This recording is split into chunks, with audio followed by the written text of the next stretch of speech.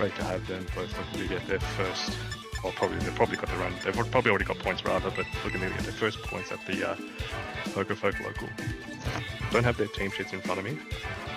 They're running understaffed at the moment. That's okay. Shout out to Alan. Where you at, boy? Yeah. Looks like they're taking their time to lock in their team. Taking their time to log in their team, but the teams are locked in and we're ready to go. Alright, game one, round one of the PokéFolk Sydney Local Challenge. League Challenge rather.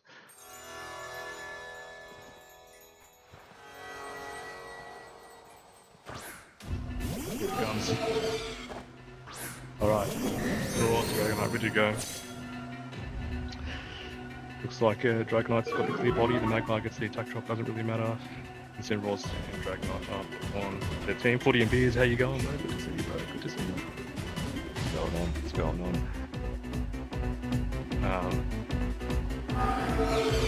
Yeah, interesting things happening here at the start. Players might want to play a little aggressive, players might want to play aggressive. It's really up to the players, isn't it? Seeing that Magmar has had a good showing at recent tournaments. We're at Louisville this weekend, so we'll see if it's going to be the battle against the Buzzers or the Magmars. The Vital Spirit has been the ability of choice. Good dude, Queen's the Odds Jeff. Hey! But you're one of them, bro. Alright, first turn Terra. Not holding back. Dragon Ball U-turn, wants to get out of it. Does a decent amount of damage on the way out. This is going back. Dragon Ball's going to switch into.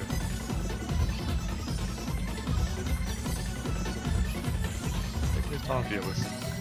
Not giving anything away really quickly. Taking his time to think, okay, how can I get myself a good board position here? But we've seen Sneeze that have a big rise in usage. Doing a lot of damage. It lands onto Dragonite. Uh-oh.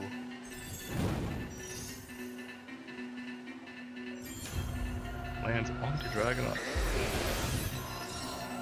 Airblast comes in. Airblast goes through into Sneasler. It is sashed. Will it be spin? And it's possible to turn that game music? Yeah, I will. I'll do that next round, bro. Definitely. Definitely will do that. Yeah, it is pretty loud, isn't it? I can't go in there right now, but I will. Maybe I'll speak a little bit closer towards the mic. Maybe that might be a bit helpful. I wish I had my own booth. I should have my own booth here.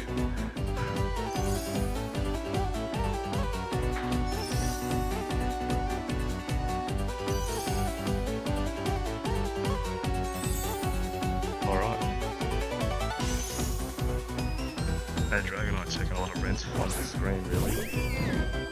Thankfully it's not a Dondozo. Here comes Primarina.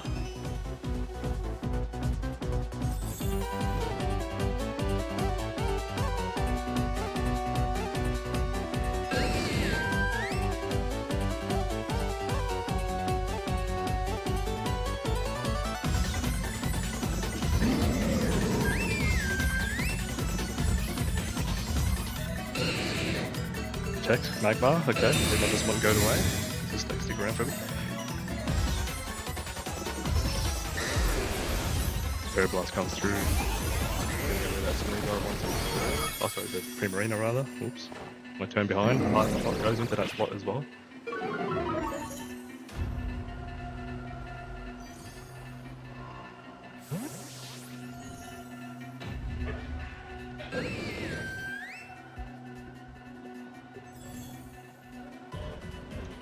Oh, here comes our Garchomp. Good Pokemon. Love to see the Garchomp off the Hyper Voice coming through the Garchomp. Take that comfortably. Nah, it's alright. Yeah, it's alright.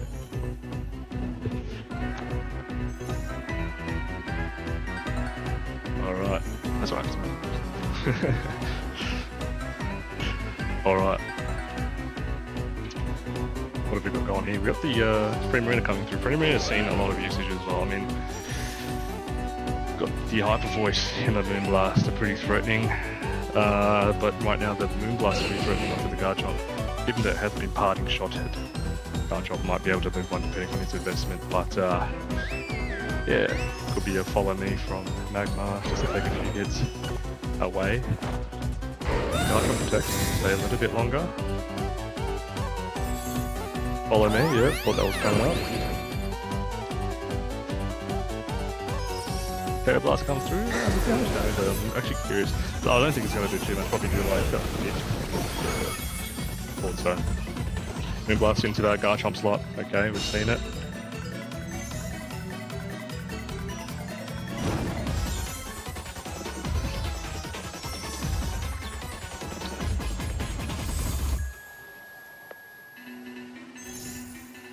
We've seen it. Alright. Those listening, welcome to the Pokefolk Locals League Challenge number 1 for October. It's been a minute. We've got 30 trainers here today. Within those trainers, I think there's 23 masters.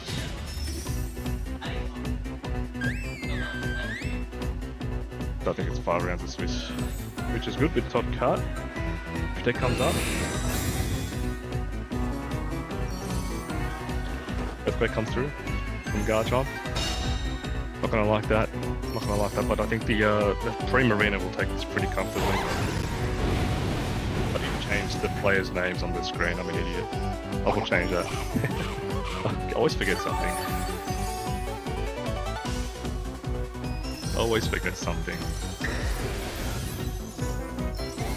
I'm gonna change those names for those others.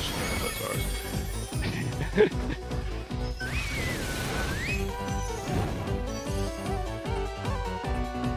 It's funny, aircon button. The aircon is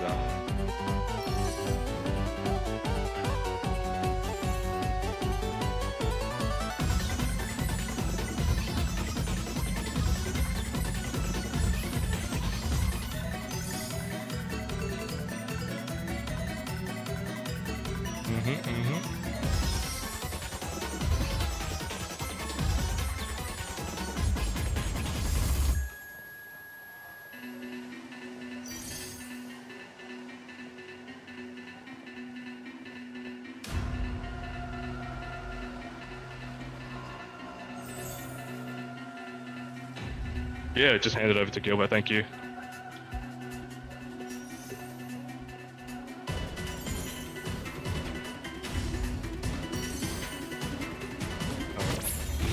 Come down to Magmar, not bad. Doesn't do too much for the Garchomp, it's going to do a little bit of damage to kill both Pokemon on the team, and Raad is able to drop both of the best mons. They have been staying there for a little while.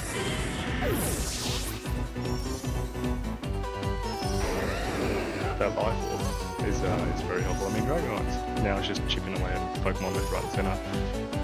You know, it's not a big threat, but that extra chip is, you know, adding up slowly. Are you watching this Diego? No, I'm not. I need to change the nameplate, so that's one thing I forgot to do. Trust me to do that. So, I imagine Diego will probably be up here at one stage. But it's actually Raad versus Vivek, so two really good players coming on the stream. Once this game is over, we're going to change the names, and I need to turn the aircon up here.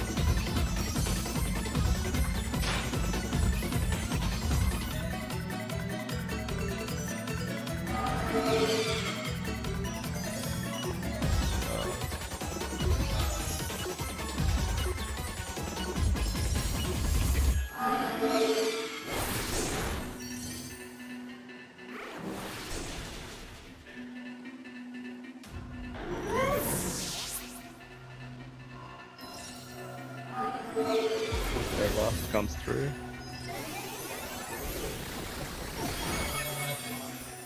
Crazy. Oh wow. That Dragon Bolt's insane. Just dropped both mons pretty quick, pretty easily. I don't know what Diego has, I don't know what Vivek has in the back, but Dragon Bolt coming to sweep. I don't know, the sash. Nah, it's over, I think. Oh. But you never know, mate. You never know. I mean, the Dire Claw can be a bit of a troublesome thing because, yeah. Let's see. I mean, knockoffs are probably enough just to drop it, really. I think if he has knockoff.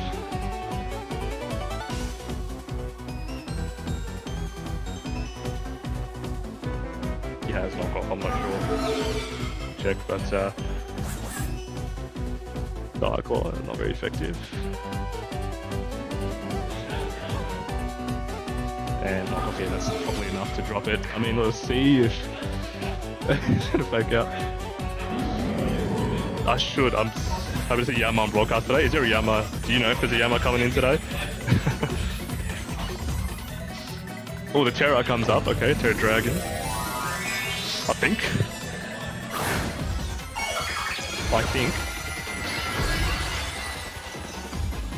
Let's see.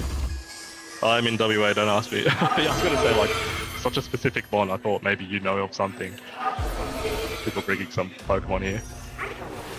Oh yeah. Now the Dire Claw here should, if it puts it to sleep, it's GG. Oh, yeah, it's gone. Go on, skis.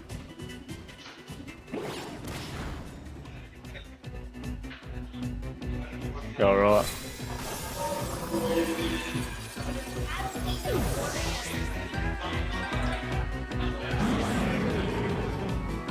Good feeler, so you go. Okay, round one of Swiss is done. Good stuff, good stuff.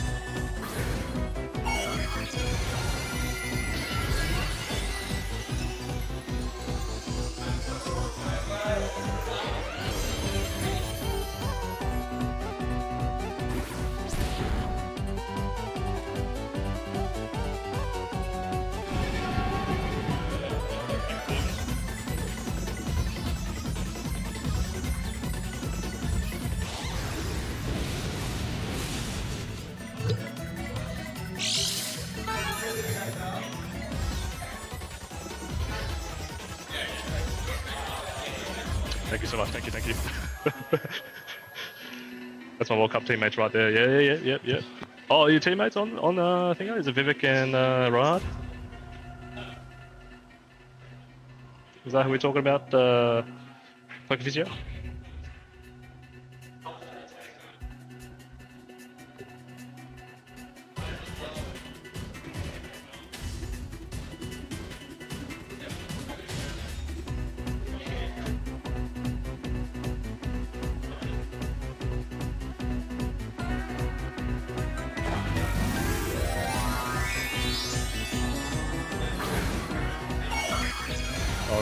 So what's happening in San Diego? Oh really? Oh congrats man. Congrats.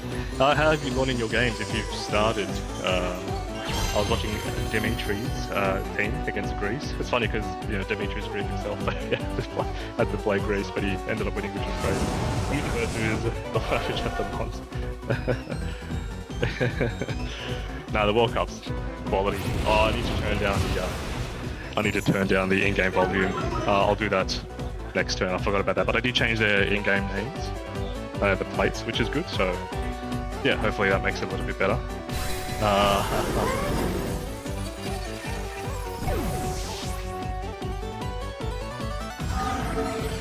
Laser drop. Oh, it is quality.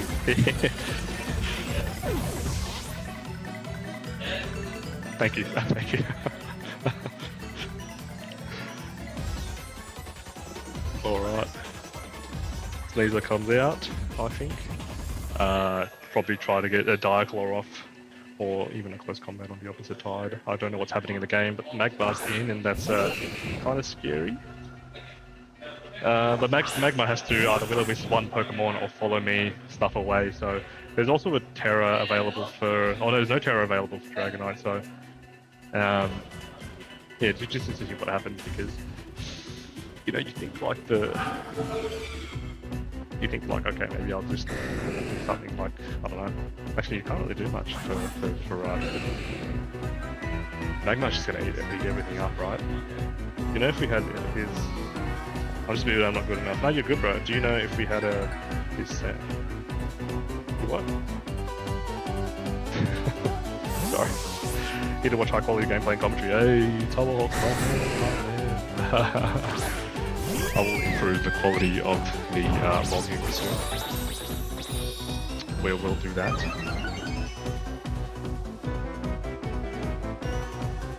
But he comes in a little bit, okay, so it's all just the Dragonite, probably seeing that as the bigger threat. But I don't think Dragonite's the bigger threat here, to be honest, you know what I mean? I think Sneasel's more of a threat, if anything. Because what's Loki really going to do, right? You know, what's Loki going to do, and what's E-Speed or anything that's, you know, Dragonite's kind of nothing Pokemon right now. You know, I think they can just double Sneasel here, but if you will-o-wisp the Sneasel, then you put yourself in a really good position. You can also follow me. Framework can also Hyper Voice just to break Sash and get some damage off on Dragonite.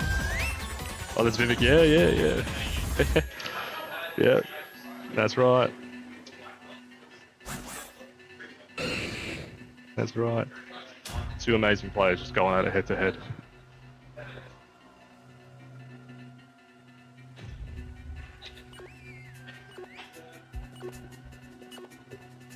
Oh.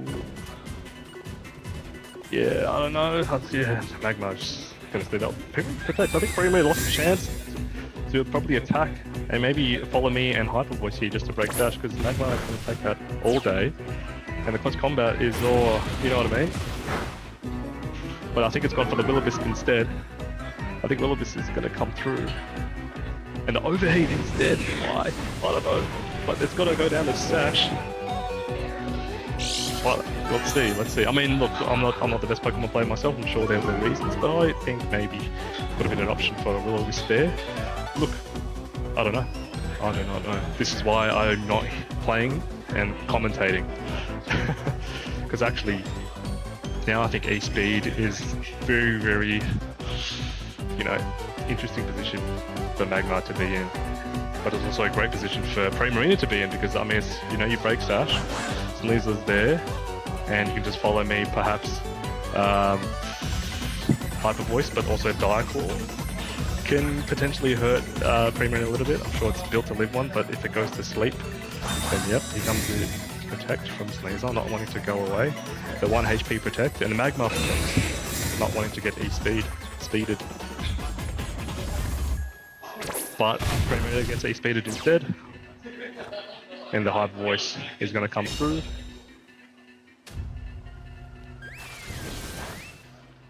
And can we get an interview and ask what best of shadow ranking they are? Maybe for the finals, bro, or for the for Top Cut. We need to get things running quickly here. And these guys, I think, are closing to be the last game. If this goes to game 3, then they'll definitely be the last game. So if there's an opportunity for interviews, I definitely can get in on one. So we'll see how we go. We'll see. It's a game. If we get a game 2, which set? What do you mean?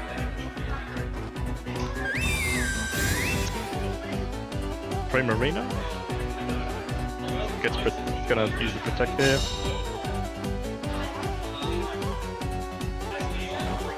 You mean if you get a game 3, you mean? Yeah. Oh, this is it. As you can see, I put the logos up on the quick game tutorial. See the logos there? See the logos up on the stream. Did that myself last night at 12 AM. little, you know. Make sure you get your Pokemon cards from One Stop Pokeshop. They're selling really at even cost price now. So gold compared to 120 bucks, other places are selling for 160, so you might want to get that in. I love the logos, yeah, it's pretty good, eh? Little changing of the logos. It's pretty good. You're gonna get sick of me shaking your hand. Can't wait for day 16 of it. Yeah, we might do one here today with the kids. Carl, for the Carl.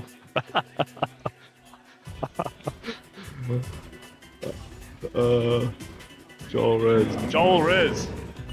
Got your team sheet, Joel! Yeah, there you go. Carl.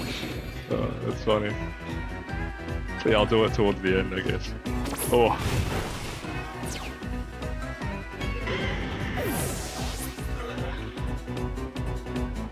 Knockoff comes through into the Cream Arena. Cream Arena gets knocked off. The Citrus Berry comes off. I don't know who's in the lead. I believe maybe Raad might be. Believing.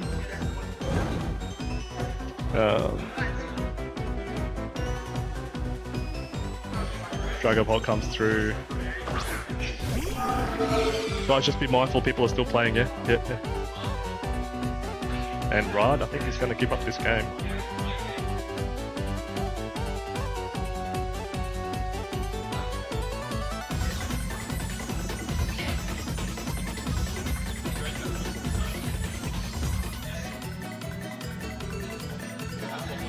Carl the Magikarp. What's the name? I think it's a forfeit here.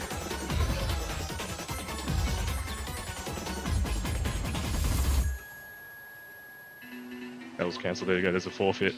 Forfeit happens. Cool. So it's 1-1 going into game 3. Okay. Jared, are you a master now? Are you a master? Oh. I was like, why are you guys playing? Oh. Jai, I didn't know Jared was a master now. I didn't know Jared's a master now. I was like, wait a second. I just played Diego. Oh, that's crazy. Alright, game 3. Let's see how we go. Alright, same kind of leads for Raad. And same leads for Vivek, I think. Which is definitely great. Definitely great. Ooh, the Terrorblast. Ooh, Dragapult. Interesting.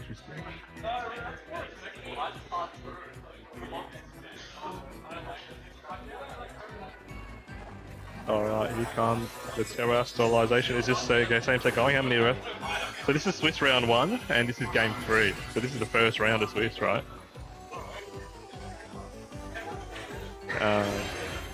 Yeah. Hectic game.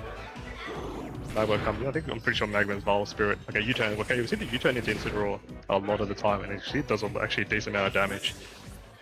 You know, pretty much almost brings Incineroar to almost half with the band, I'm pretty sure, so yeah.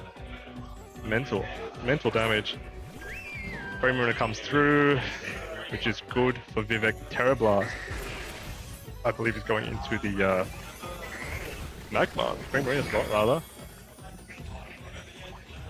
And the Citrus Berry gets procced. It's kind of decent. I mean, the Citrus Berry didn't seem like it helped too much, so what I hear is about we're going to see a lot of Sneasel today. Looks like it.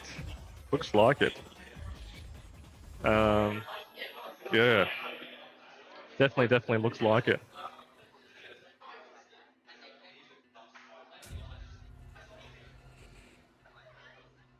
These locals are stacked today. 30 trainers total, with 8 Pokemon Go players as well playing along and having a bit of fun and battling each other. So yeah, pretty fun. Will-O-Wisp Dragonite avoids the attack. The Will-O-Wisp doesn't get proc. The Terra Blast comes in, it's a free Terra Blast hit into Magmar, decent amount of damage. If it was Will-O-Wisp, it would do a lot less. The parting shot gets blocked by Primarina, which is pretty crazy, allowing maybe for Primarina to go for on the offensive next turn, but we can see Raad has a lot of ammunition in the back, and he's slowly whittling Vivek's Pokemon away, but don't be hanging on either side. You never know who's going to get the dub here.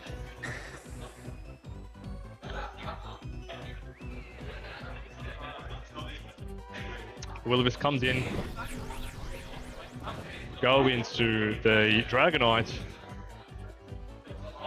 and the Dragonite is now finally burnt, but I'm afraid the Dragonite has probably done enough damage just to get into the ranges of getting Primarina down to a quarter of HP. The parting shot comes up into the Prima, probably going into that Sneasler, or maybe another Pokemon. Maybe he wants to save his Sash, so we'll see what happens.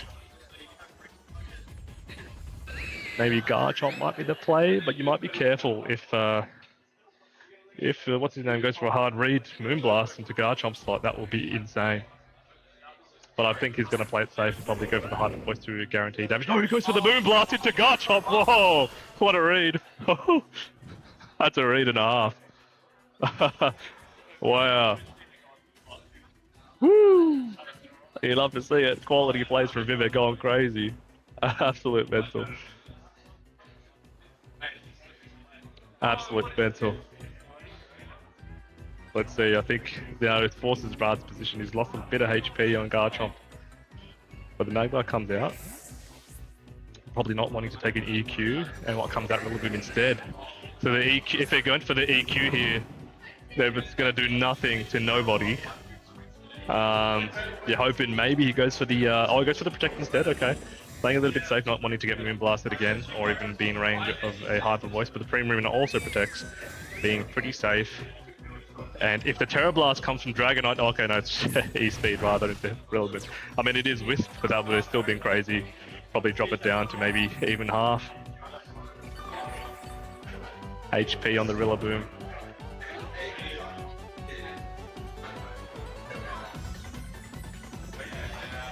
So what happens here?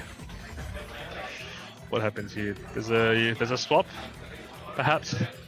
There's a swap, perhaps, but you kind of also be risking a Hyper Voice from the Primarina. Primarina is pretty low HP. You can get one shot by a Garchomp, I guess, but also there's an Ice Spinner too. Ooh. Maybe you could Ice Spinner, and if Dragonite's fast, so you could EQ then. That could be a play, but I think Rillaboom might have Fake Out. Could be a rather slow games and having massive downtime. Yeah, for sure. Like, this is the last game, I'm pretty sure. And then we're going to get straight into the next stream, so... There'll be one up there if you want to use it, yeah.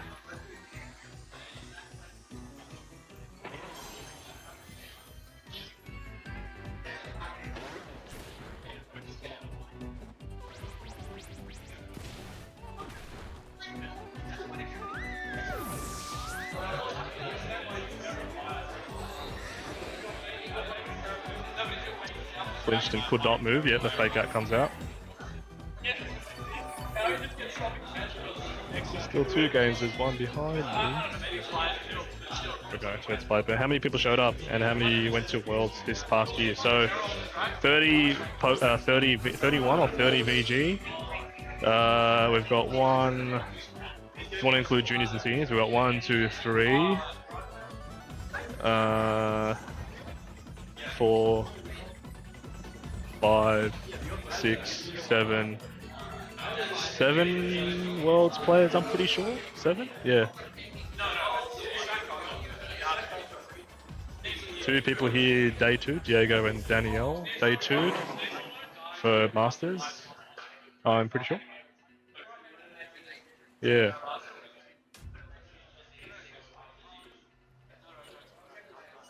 I guess, yeah, managing resources effectively, which is pretty good here. Now that he's got a spin to grow. Oh, no, he's not got a spin.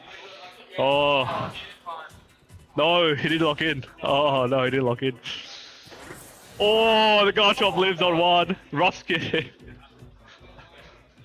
Oh, Rillaboom wish it had Ruskin on itself, but there's the Dragon, the Dragon Pulse will sweep it anyway. It would have been nice because it would have had two Dragon Pulse, three Dragon Darts into Dragonite, and that would have been very, very sketchy. So, I guess the Ice Spinner was the play there, just to get rid of terrain. And you can come in with Incineroar perhaps, but I don't know. Ruskin mattered. Rillaboom wanted Ruskin. Insane.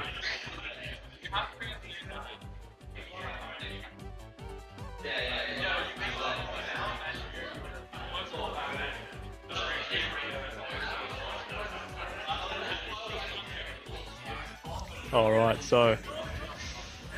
Oh, instant comes in. Oh, that might be sketchy. But look, it's okay because you get the attack drop onto Rillaboom. I don't think it matters too much. But yeah, it can kind of be in a moment where you might be, oh, how you going? The knockoff is fair. No swaps can be done. Dragonite's just got to sit there and try. Okay. Spinner might be the play. You could spin either slot. You could spin, oh, Rillaboom. Dragon Dart is going to probably body the Dragonite here. You can get a switch in with Sneasler, but it's going to be Sneasler probably against the world because knockoff can kill the Dragapult, I believe. Knockoff can kill. The high horsepower goes into Rillaboom. The Rillaboom might live this. No, it won't. And it's looking like a GG. It's Sneasler against the world. Now, we had seen Pokemon solo Pokemon before in the past, but I think it's yeah, it's not looking good. It's, what's his name? Vivek's got two Mons in the, oh sorry, he's got three Mons rather, 3 against 1. Can he get stunned? You could try, but it's game GG's. There you go. They shake their hands and they get the game is over. Congratulations. Let's see how we go. We're back. There's a bit of a short circuit, but we're back and returned. Let's see how we're looking for games. Looking pretty good. I think Pogo's close to finishing. Pogo's definitely close to finishing.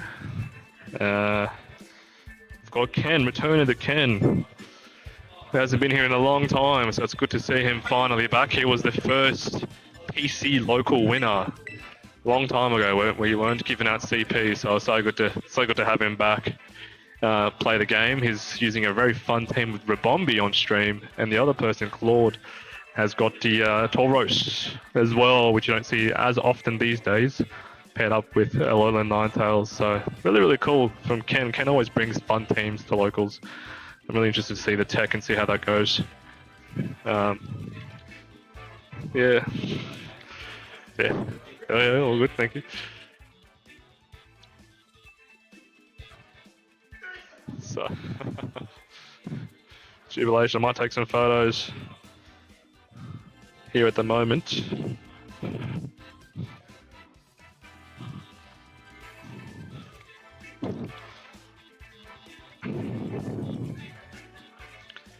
Alright, round 2 of Swiss. Let's see how we go.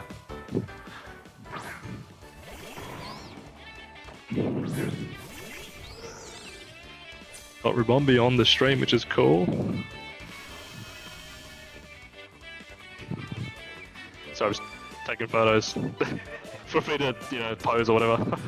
Cool, thank you. Yeah, that'll be good, yeah, easy.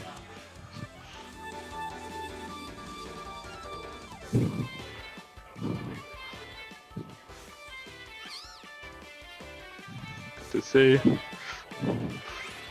taking photos. Hello. Fix your hair up. Smile. Thank you. Alright. I don't know the board state at the moment, but got the stream game here happening. Goldango, I love to see Goldango on the stream. So good. That was a critical hit from something. The fake tears with Bombi. Ooh, that's to see that deck. The fake tears and Spore go into the Rabombi. It's good as gold. Oh, I think what's his name? Goldango jumped in rather, so I'm getting my lines wrong. Here comes the Pollen Puff. Perhaps maybe it's a fake tears actually going to the...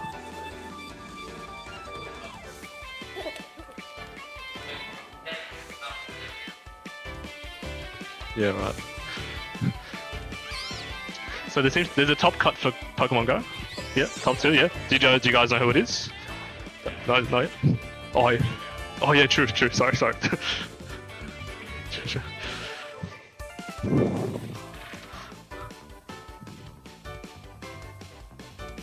Alright, that's cool. They get their top cut, which is great.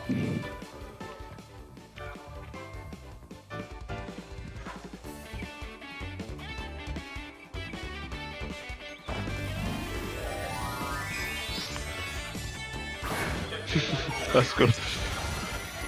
Alright. It's gonna fade.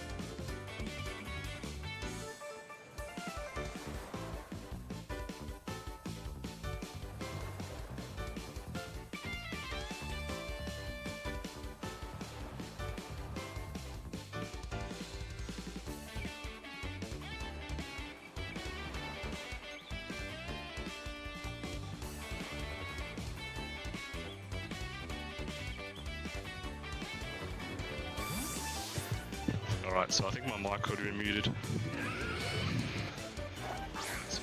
Yeah, my mic was pretty muted. I'm so sorry, guys. I was providing commentary this whole time, and you won't be able to hear it.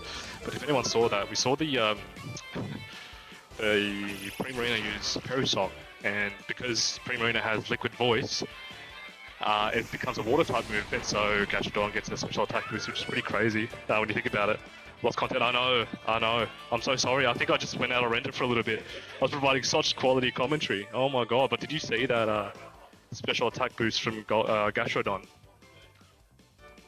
I wish I had like a, I don't know, like a multimedia team here or something, like a engineering multimedia whatever team, just to sort out my thing, but anyway, we're back here now, so yeah, we've got Ken win the first game with Rabomi, which is pretty cool. He didn't bring it the second game, thinking that I think Volcarona might have been the Pokemon that would counter it, so he's left it at home. He's brought the Gothitelle. Perishong is up, Gothitelle's there just chilling, and it's gonna take those two Mons on Claude's side of the field. Claude, you know, it's kind of stuck because the Fake Out comes out, right? And so it can't do Muddy Water or something or Earth Power anymore. The Terrorblast is not enough, and the Psyche comes up, and you know there's going to be one more turn of I'll learn a new mechanic every day. It's crazy. It's crazy. So now what can I guess Gothitelle can switch out for free. It can stay in and just get dropped, so it doesn't. So no other Pokemon in the back can take a free hit, I guess. So that's probably the plan that Ken is going to go with. Yeah, pretty funny when you think about it. About the Liquid Voice, I'm still in awe. I had to ask Gilbo about well, how did you get a special attack boost? And I just figured it out. Terrablast is not enough. Yes. Today should be 5 rounds, I think, for Masters. Yeah, should be. Just double check with him. He knows. Yeah, should be 5 rounds of Swiss with top cut. Gilbo, is it 5 rounds of Swiss? Yeah. Oh, yeah.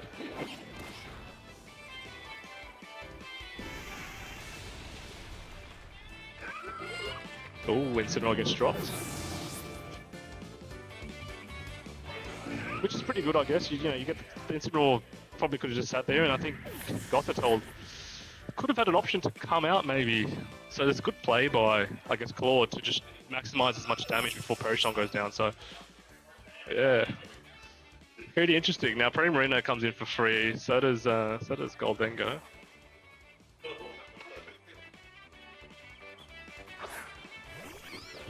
Okay. Wait. So does Perishong didn't affect? Perishong didn't affect Goldengo. Wait, Gilbo. Perishong didn't affect Goldengo at all then. Perishong didn't affect Goldengo because of Storm Drain. Yeah, sorry, Gastro, sorry. Because of Storm Drain. So it does, oh my god. What the hell? What a counter. So Perishong doesn't actually affect Gastro whatsoever, it just gets a free stat boost. So we just sit there, that's crazy. That's crazy. Yeah, again, yeah. So what he did was, he used Perishong, but because Creamer has Liquid Voice, Gastro gets the attack boost, but it doesn't get affected by the rounds, so it just sits there for free. What the hell? That's funny as.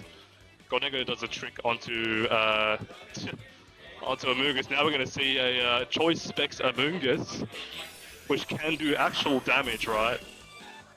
Good medical, right? Can do actual damage, which is crazy. There goes the Spore. Onto Primarina, now it's locked into Spore, so it's Choice Specs into Spore. But it's going to do a very, very strong Spore, I'm going to guess.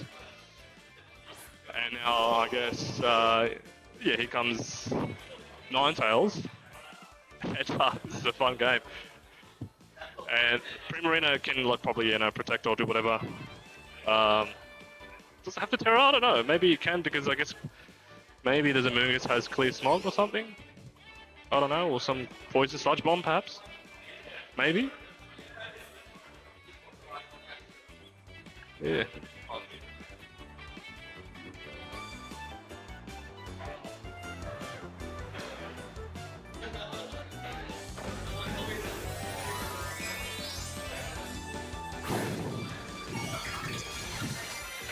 Poison Terror, yeah, I think what's his name? Amoonguss has Sludge Bomb, so that's why he terrored. Here comes Blizzard.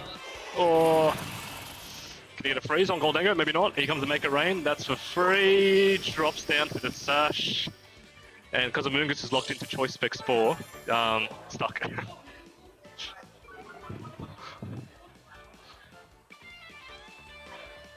Let's see. Let's see. Spore. Premier is already asleep. So that's the only thing it can really do is just to put the Premier back to sleep. And it's looking like Claude is gonna cancel the battle with forfeits, and congratulations to Ken. Bro, that Perry song was so funny. I was just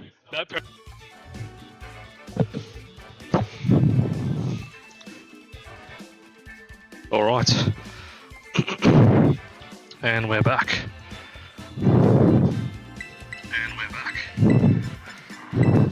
Shit. Too much. Yeah,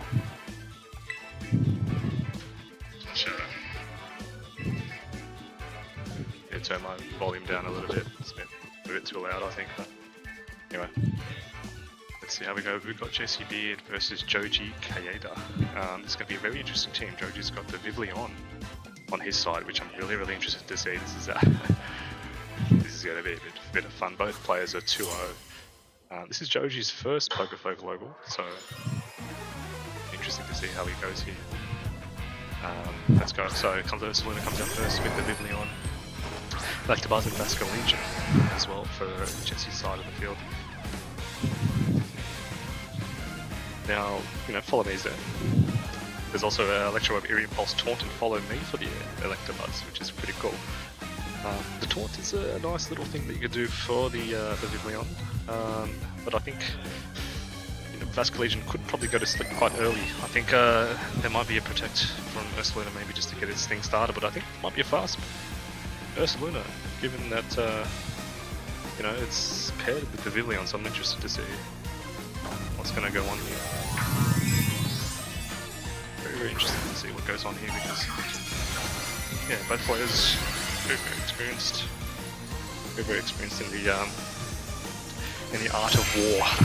And we see the Protect from the Vivleon, the Terrasua has been used for Jesse's side of the field. And the Protect from the Ursaluna comes up here, as I expected. Just trying to see what happens. I think there's a flip turn into the slot to break Sash for the Vivleon. Doesn't do anything because it's protected. But yeah, it'd be interesting to see. The Electro might have taken it. But the Terror has been burnt from Jesse, so very aggressive. First turn, very passive for Joji, but now Joji is left either to attack now and make a move, so it leaves him wide open. Whether he wants to switch in a Pokemon, or if he wants to commit to perhaps maybe a Tailwind of some sort. I don't know what the item for Vasculegion is. It could be Scuffed or Banded. It might be Banded, it could be Scuffed, not sure, but there's a lot of damage from the turn coming through. Which actually leaves Ursaluna to do some free damage, perhaps with an Earthquake later on. Could come in the Incineroar. I don't know if we see maybe an Earthquake or an Headlong Rush come in.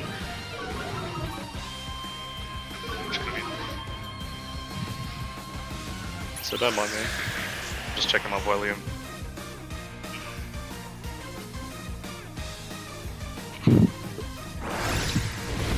Oof. Incineroar, taking the Earthquake, not that nicely. Still, even given that it has, I've been intimidated as well. So now that it's burnt, Guts is on. Electabuzz needs to make a move here. The Vivleon is just chilling. I think there needs to be a switch that needs to be made perhaps from Jesse's side of the field. Is Joji kind of controlling board position right now? Because another EQ will take Incineroar. You can fake out either slot. Incineroar can come out. I think maybe goose stepping the fake out perhaps. Got your wish? What was your wish? Hurricane comes through? Not going to kill, I don't think, is it? No. Lucky enough to hit as well at the same time. The Earthquake's going to take the Electabuzz down. And the Vasculegion is going to take more than half damage, so not really nice at the moment. for Jesse, but I believe Jesse can pull this back. He just needs to play his cards right.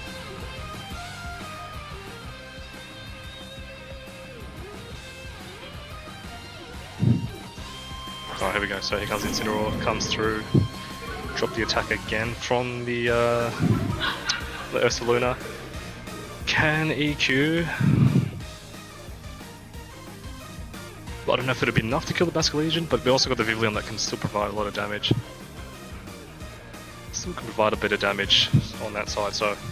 Yo! Jazzy Cam, what's up, what's up? Good to see you. Go the Penny Panthers. Go the Penny Panthers. 4-Pete, oh my god, unbelievable those guys. I said the game, unfortunately, wasn't the most exciting game, but, you know, they got the job done, even though Melbourne didn't look like they were on to that night, so... Let's see how we go with the Ghost Terror on Joji's side. Not wanting to... I don't know what it's actually going to do. It could probably stay Ghost, to be honest. The Sleep Powder comes through and it hits the Basculegion, which is very frustrating, I think. Not allowing for Basculegion to do anything, really. Even though Basculegion would have been the answer for that... what do you call it? For the Ursaluna there. So, Ursaluna slowing down, but it's still in the driver's seat. I wonder if Archaludon can pull off something here that can change the vibe of the game for Jesse. That Vivillon just sitting there, pretty. Hasn't taken any damage, hasn't been worried at all whatsoever. Maybe that's the key for next game for, oh my god, there's another Sleep Powder. There's 2 Sleep Powders that hit. Yeah, for Joji there. So that's the 2 Pokemon on that side, and the Headlong Rush comes in as well. There you go. So perhaps if those Sleep Powers did not hit, then it would have been good for Jesse, but accurate. I mean, what Compound Hours actually? Oops, my bad. Compound Hours can. Is it 100% of the time? I don't even know, bro. I don't know Pokemon, guys.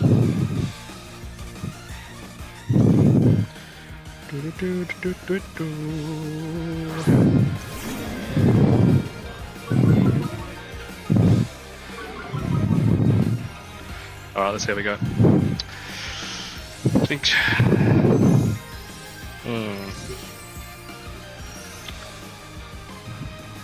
I think what Jesse needs to do is to really use Incineroar for good here. I don't know if Incineroar has safety goggles on him, but he needs to really try and knock that Hurricane comes in. How much damage does that do? Oh my god, and it kills Incineroar as well. This Vivillon is actually putting in so much work for Joji's side of the field. Holy moly.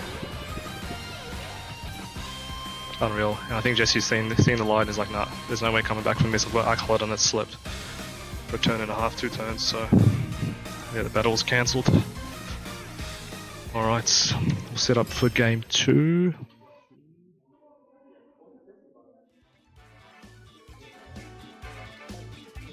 Up soon for their games.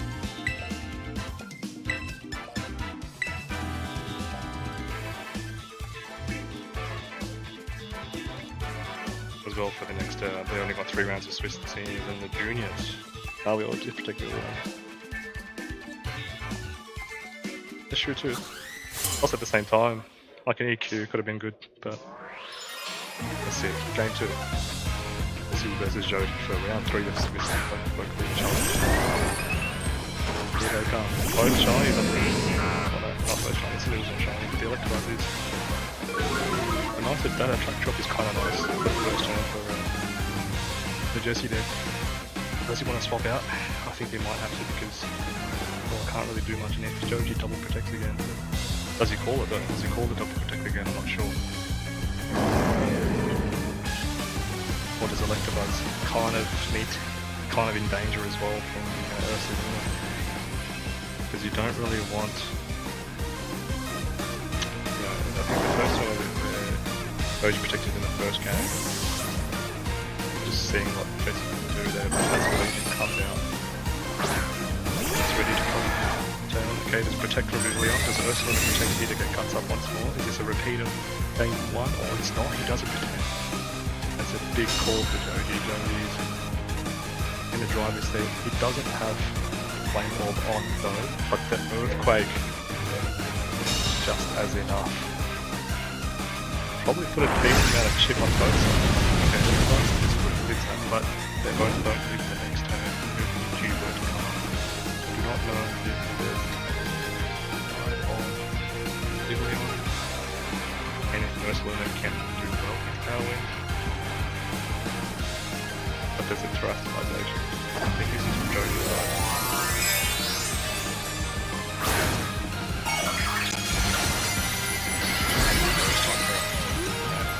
Not wanting to take a wave crash, last respect. Sorry, not taking wave crash or flip turn.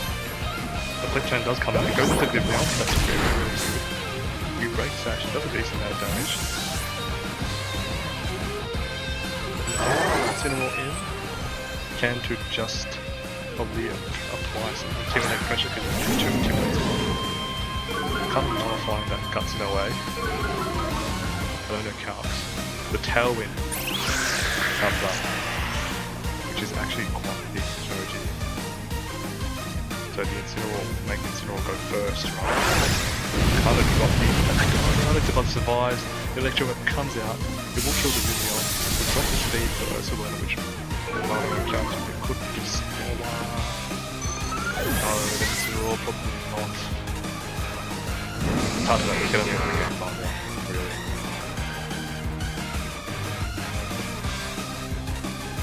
Can't tell. Come, Goldengo.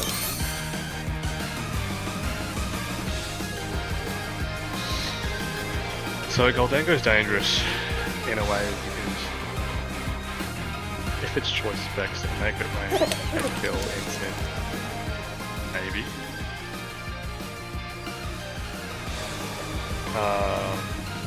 Needless to say, that maybe an Arcaladon could come in, but you've also got the, I don't know what the set was, the specs on it, or if it's can protect, so we're going to have to find out.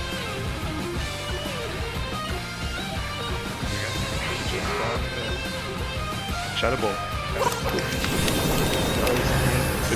Doesn't want to make it rain. Which points out to me, perhaps, it is not specs. It's not. Okay, so it can protect the Headlong launcher when it comes to killing what's faster in Tailwind, even if it didn't have that one speed drop, so that was a big call, say, in terms of calcs. Now we're left with Incineroar that's gone. Goldengo that's gone. They're still there. So it's got Basket Legion and Arcaladon.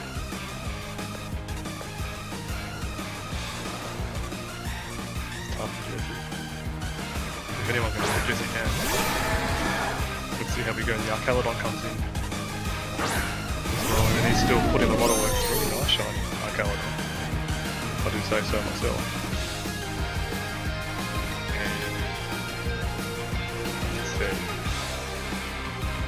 Arcaladon, draw the toe. I don't know speeds, bro. Could be a Draco. Large respects to come and kill the. Actually, that's very smart. If he comes out, Joji rather, comes out and brings something that I don't know. Could be really down to the exact nose. It's probably AV. Probably live the media. And the Protect comes out, okay. Protect, we could have done. Double into think it was nice. Into relevant slot. But you never do that, do you? You just never do. You have to hard read. The Joker needs to kill. Okay. So you're left with either Grassy Glide and Fake Out pressure, right? The Grassy Glide can kill. I think your Basket Legion from this range. And now Arcaladon can't really solo the Goldengo because that's lost special attack moves away.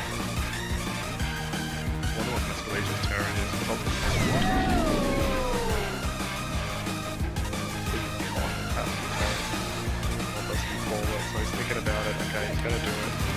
This is the game. This is the game winning play. This they want to pull this off real quick. Alright. This is the play that just missed the match. He needs to read Joji. He needs to outplay him here. This is the one play that he needs to make to turn the tide again. Pricing Light comes in. He doesn't terror. It didn't need to. Priority there. The nasty kick comes out from Claude. Oh wow. Okay, so Joji's just setting up for the late game, but because we're already in the late game, this is it. And like a shot. It's being absorbed. And I don't think it's one last one.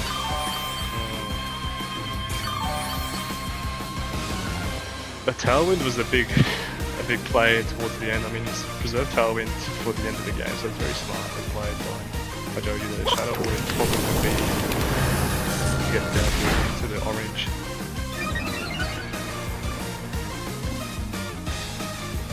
And the hammer is probably might be just to kill it. Not yet. Not yet. The game's not over yet. The game's not over yet. Come on, Jess.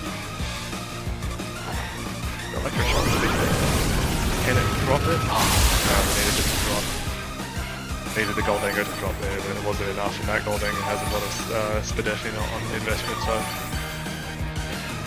not much Jesse can do here. He sees that he can't pull this off or solo it, and we've got Joji going in to round 4, 3-0. Well played, congratulations. Alright, doing well. I'm so glad to have the return of the Pokefolk locals now, because we've got 30 people. 30 bloody people, plus we had 8 Pokemon Go players here today. Just absolutely madness. Absolute madness, guys. So happy to have it back, hosting tournaments for Sydneyans.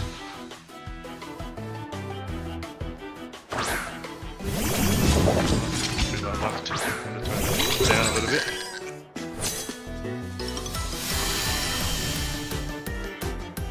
Can't turn that down, that's okay.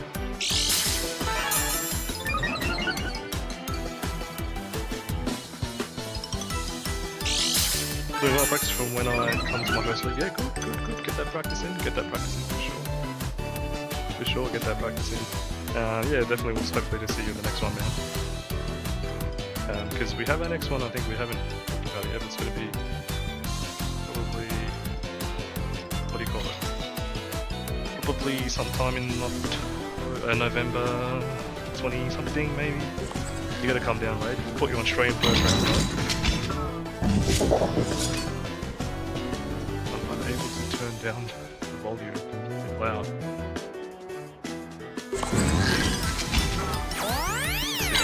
Regardless. I'll try. Yeah, good. Okay. We've got Farija up in the field. I don't know if Farija up had one talent actually. I'm not sure. Diego. Oh, it's still okay. Very aggressive. Perhaps. Maybe a stage job.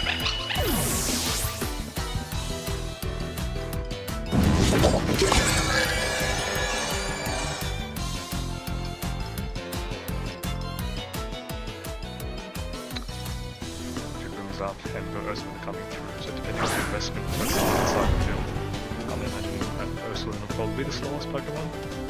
Probably.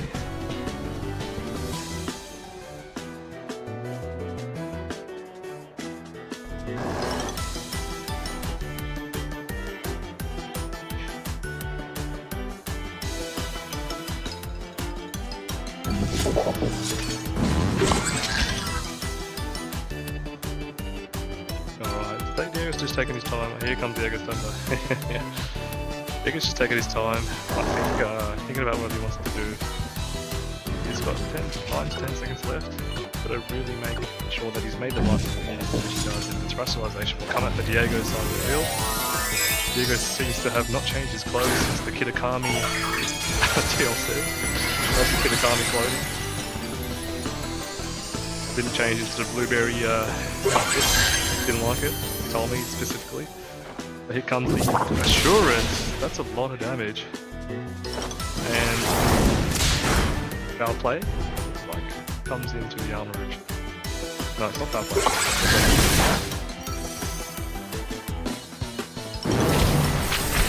anyway, the expanding force comes and kills the Ursaluna, so Diego's starting to lose Pokemon. Can't bring in DD unfortunately, but he will try to bring Torgol here. Now Torgol will be the slowest Pokemon on this field, and it would be able to provide the eruption / V-Wave.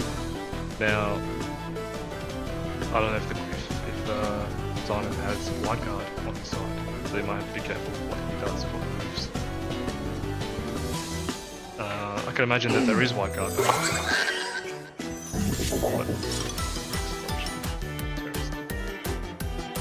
Terrorization coming. Terrifying for Simon inside the field. Guys, let me know if my voice is too loud or too soft. It's a terrifying King Gambit. And what's he gonna do? So here comes the flamethrower. Run King Gambit and kill it, which is very unusual. Though it's a very strong King Gambit. It might be an assault vessel. Scout Cleaver comes in, and we have the Hyper Voice smell from the Armor Rouge. It's not enough, it doesn't kill, but it's very good information. And the Torkoff survives on 1 HP, which is unreal. These guys are swinging. Both people are just throwing haymakers at each other, but it seems like Simon has a bit more gas in the tank, with 2 extra Pokemon in the back.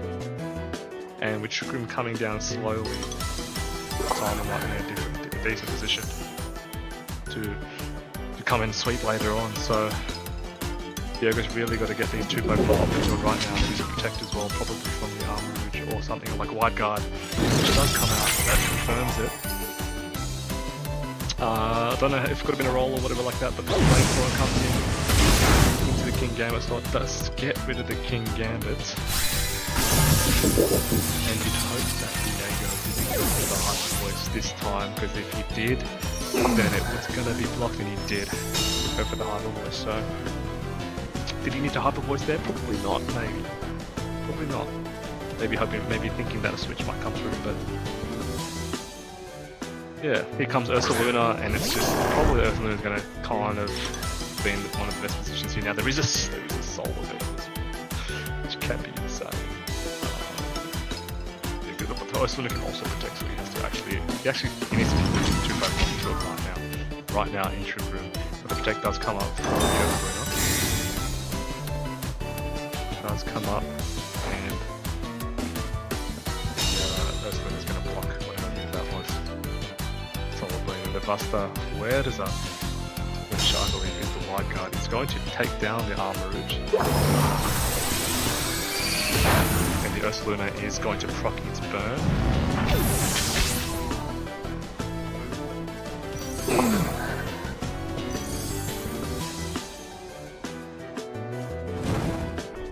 And the burn is now up. So the Glade's come in, probably the fastest Pokemon on the field right now. I think Shroom is probably over. But Diego sees the writing on the wall. He's going to forfeit the game 1. Congrats to Simon. Could change something here. There we go, Diego's locked in. Locked in, loaded, ready to go.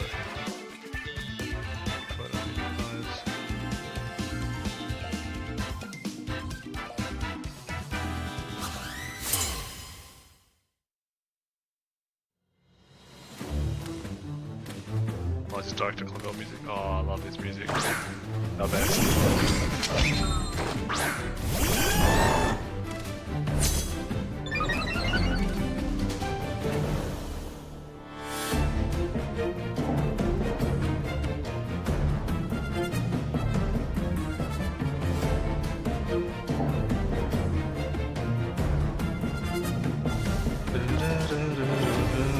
Let me just see if my voice is still working. Voice check, voice check.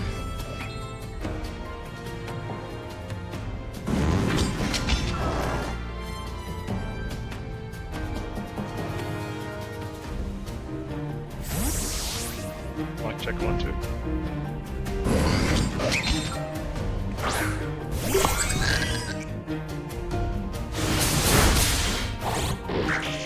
Don't know what that was. So that's not lag there.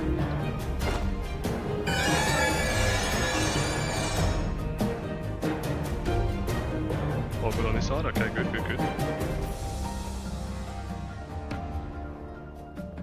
Just checking, just doing a voice check right now. Just checking. You can hear me fine? Okay, beautiful, beautiful. Obviously. Thanks, mate. I'll be over and out. I think my voice might be too loud though, you know what I mean? In syncing of the game, so I didn't do any voice checks or anything like that, which I should have done. But I don't have time to do voice checks. So we've got to get the tournament rolling, but here we go. We got the Cycle coming out into the Gallades. Oh, wow. Didn't do as much damage as I thought. And Terra also going into Gallade. That almost won. See how good it goes. Pokefolk takes it quite well. And then you've got the Psychic which crits. I don't know if crit matters, but that was a big crit, dude. That was a good crit, dude. Comes out, so we're not able to get through up right now because we've got two ones on the other side of the field. They can also block. You know, the funny thing is that Diego uses trick room teams, but he's up against a team that can kind of counter trick room, right? So it's an interesting kind of matchup here that we're watching.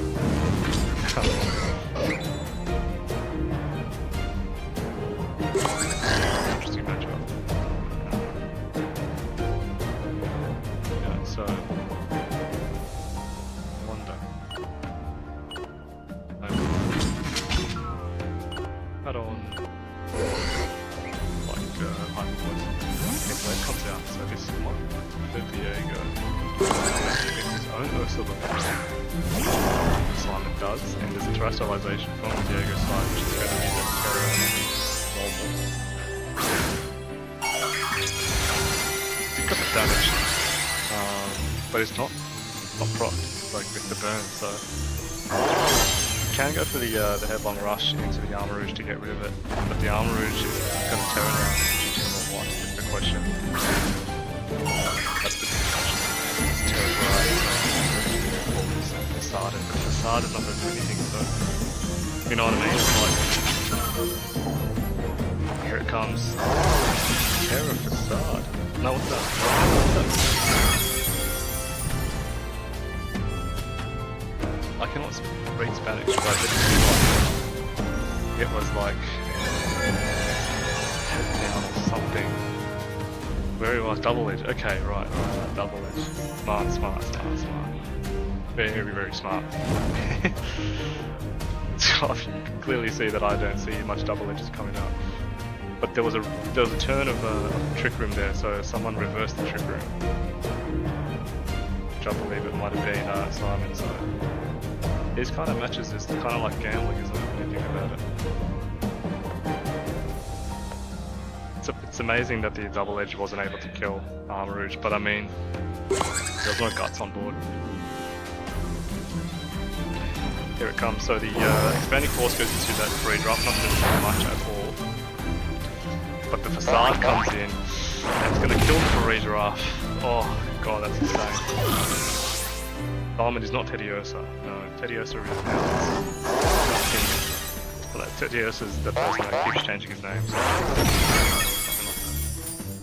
Yeah, let's create a song. Previous name was No. Keep changing it. I don't know who's who sometimes. Oh, no trick room up in Torkoal in there, which is tough because can't really. You can heat wave, and no, I do not know. I actually don't know, bros. No, yeah, that's what I was thinking. Yeah, I think Diego's seen it. Yeah, well done to Simon. Those damage rolls were so fine and precise. Like, it comes down to like 1 or 2 HPs. Absolutely insane. Wow. Excuse the way that I'm sitting, it's very comfortable for me. Touchdown! Just landed right in my leg. Oh lord.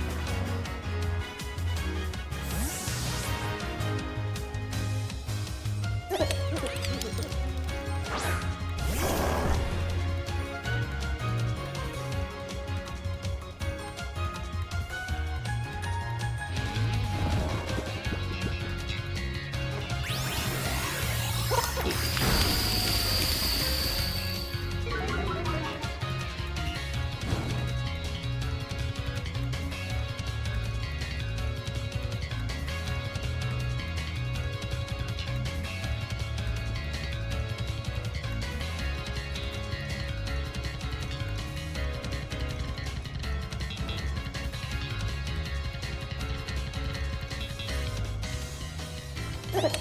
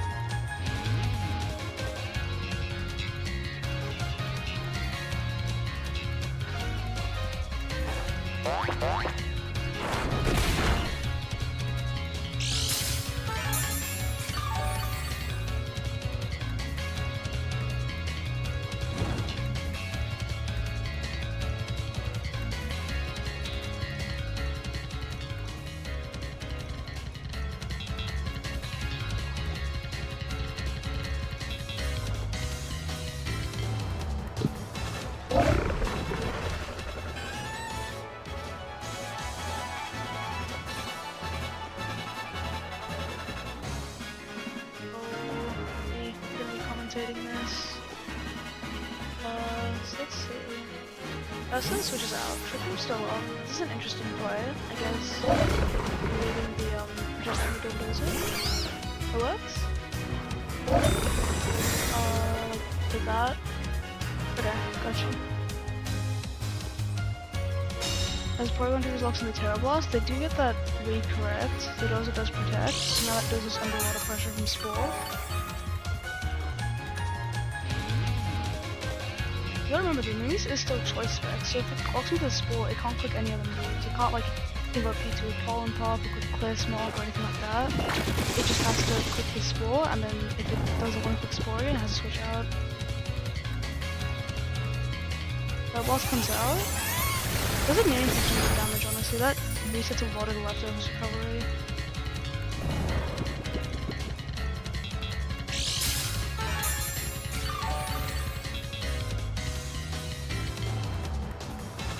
Just the dimensions return to normal, so this P2 is definitely incentivized to set tripping again. The Mink is gonna stay in and just Spore the dozer if it's gonna wake up. Doesn't actually switch out for anything, which makes a lot of sense because if it switched into Ursaluna and the Thundozer uses like a warning on it, then like that'll probably die, so or not get like knocked out. So that makes a lot of sense from his end.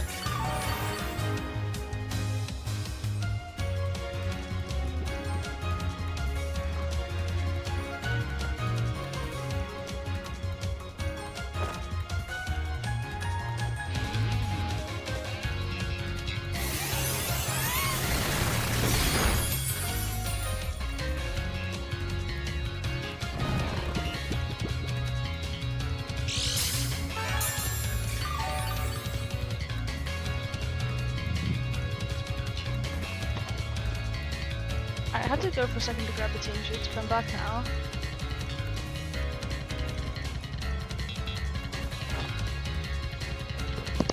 The Mingus is not willing to switch out at the moment, which makes a lot of sense, because this piece is able to just get like good consistent damage on it, and as soon as that dozer wakes up, it's just under pressure from Spore again. So maybe we can go for another Spore here, Porygon 2 can go for another Terra Blast, and just slowly whittle away at this Sundozer.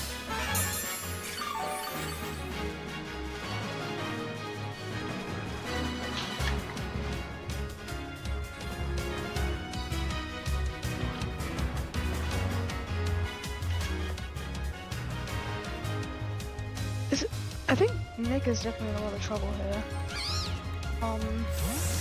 Because like this Spore can just go off as Ursaluna comes back in, and then with this dozer is kind of hot water, because then basically it just like Spore goes off, Facade goes off, and they just lose that on dozer. Nick does. So it's probably not the best position.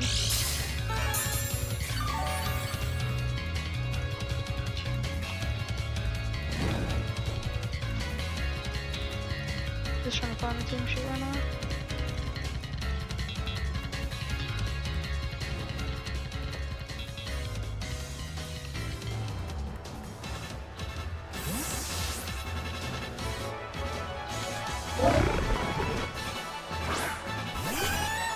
Porygon 2 actually comes back in, interestingly enough. As the Mingus does just explore.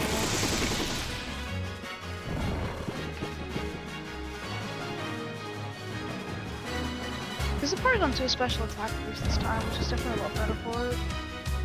I mean, like, it doesn't matter because the Dondozo is probably unaware. But once the Dondozo dies, the special attack boost is going to do a lot for like, getting rid of Tatsugiri. Okay, that makes sense why he switched in the P2s. Just as Trick Room ends, he can basically Trick Room up again.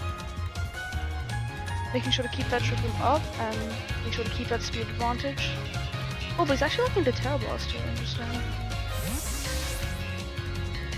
Just get a little more damage into that Dondozo and possibly stagger Trick Room so you get like a few more turns of it. That makes a lot of sense.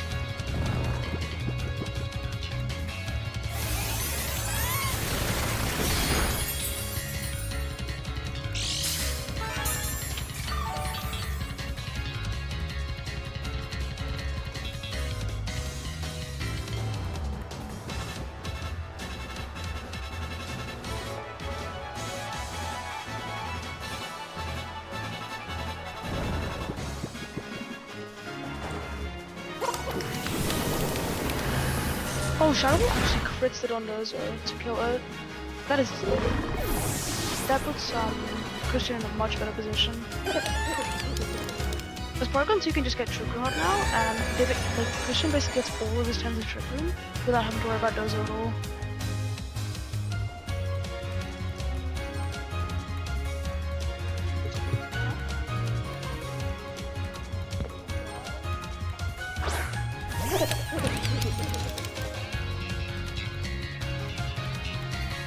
Shout out for calling me Lord Jai. I can't actually read the chat. Kai just told me that you guys were saying that. Oh, so Dragonite comes in. I don't actually know if it's multi-scale. I'll have to check. Where is this team sheet? I've been looking for it the entire time. We'll see at this calc. I don't know that's multi-scale, I'm sorry. I don't think it is though. It might be like inner focus as well, but I'm not totally sure. I can just find this team sheet, that'll be amazing.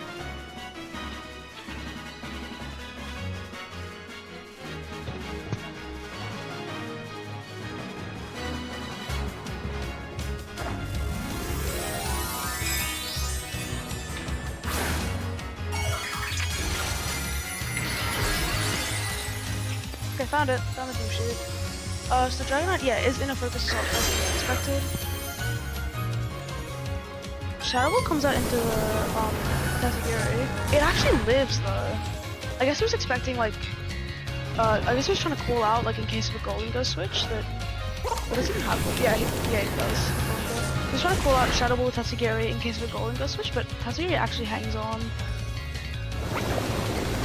Muddy Water almost picks up the Goldingo and gets an accuracy drop on the Porygon. But Make It Rain's very, very safe. Like, Make It Rain Shadow Ball so that if the Goldingo switches in, then it just takes like a big chunk of damage. You just have to hope that you don't miss. Make It Rain Recover is also very safe. Because that ensures that the Goldingo can't like just kill the P2 like a crit or something. We don't see any switches, so we did make the right call. By going for a cover there.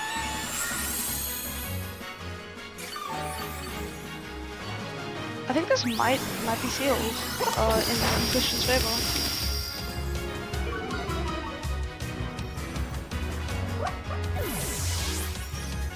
Is there even a Golden in the back?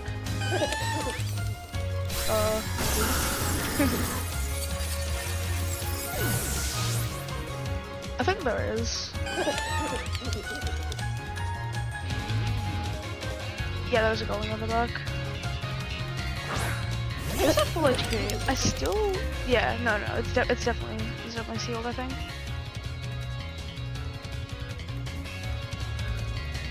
Because basically like Porygon 2 has enough longevity to basically get Tripping back up, and once that's back up, then like there's nothing stopping Ursaluna.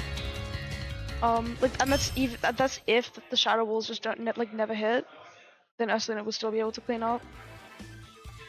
So yeah, that's game 1. So on to game 2. You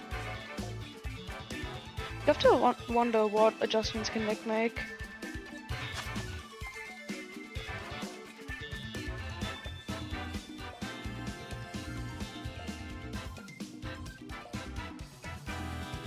What were the leads? I don't even remember what the leads were.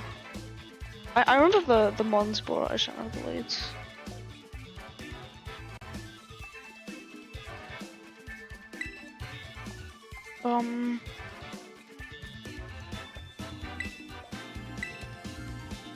Glamora could definitely be like a nice adaptation, since like it can go for toxic, like it can get the toxic debris, and toxic debris can, first of all, it can stop Ursaluna from getting its like flame orb proc, and also like kind of reduce the longevity of Porygon 2. They do also have Christian does also have Moongus, so he does have answers for that. Like he can just switch it in and remove the toxic spikes. So I'm not really sure. I don't really think we'd see that much of an adjustment. I feel like Nick's rings are pretty optimal. But I could definitely be wrong, so we'll have to see. We do see Christian possibly locking in that Tyranitar instead of the Golden Go. Interesting.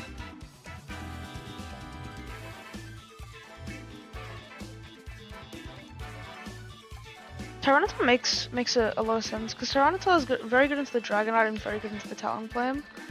We didn't see the Talonflame last game, but if he does bring it, then the Tyranitar just kind of goes crazy into that. Because if you can get it on the Trick Room, then you can't really get Will-O-Wisp, and it's not like Focus Sash or anything. Oh, they just gone to Golden Go. Tyranitar's bulk under Sand with a Assault Vest is absolutely absurd. Like, it can tank Make It Rains like it's nobody's business.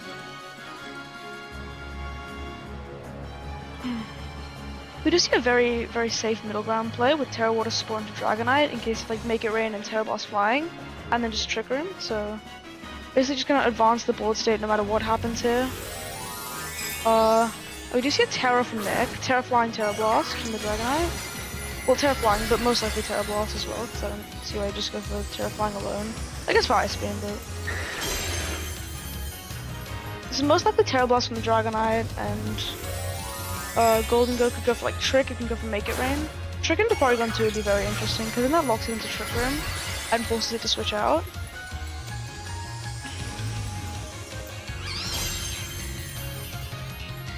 We do in fact see Trick. Who's that into? Into the Porygon 2, yeah. So now the Porygon 2 is basically locked into a Cooking Trick Room. Until it switches out, which means it's basically forced to switch out, otherwise they'd Christian would have to undo a lot of the progress that he's already made. So Porygon 2 basically has to switch out, which kind of makes it vulnerable to some sort of double up from the Golden Go and the Dragonite. So we'll have to see how he really positions this, because he essentially... the Dragonite's asleep, so I guess it's not that vulnerable. We'll have to see how he positions this.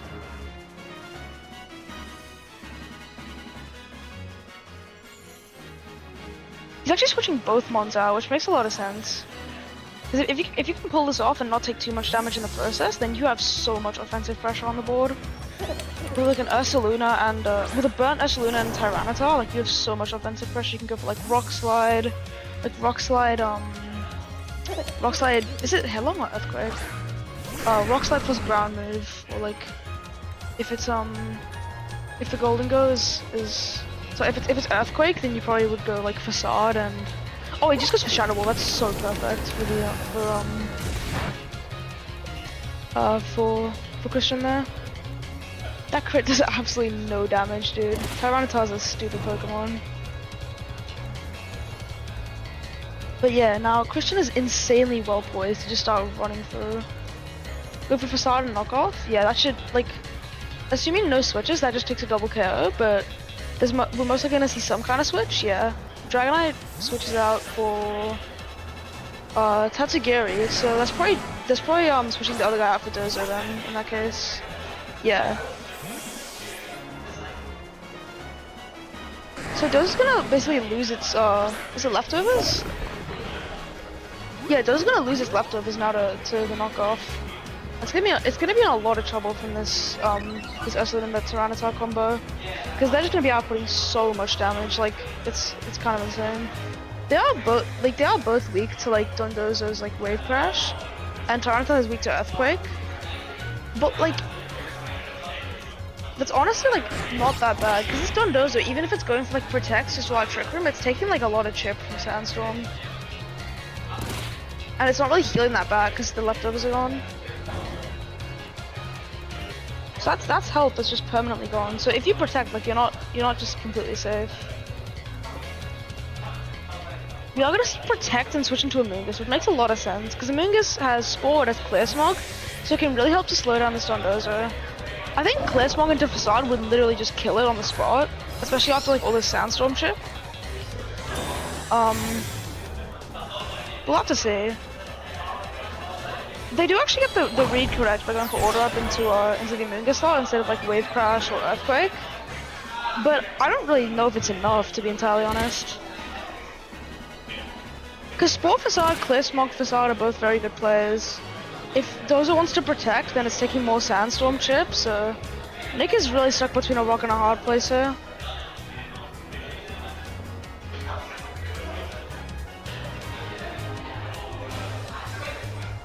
Interesting that we're switching out the Ursaluna. I guess that makes a lot of sense to be able to reset Trick Room and just have that Trick Room once the Dozo's down.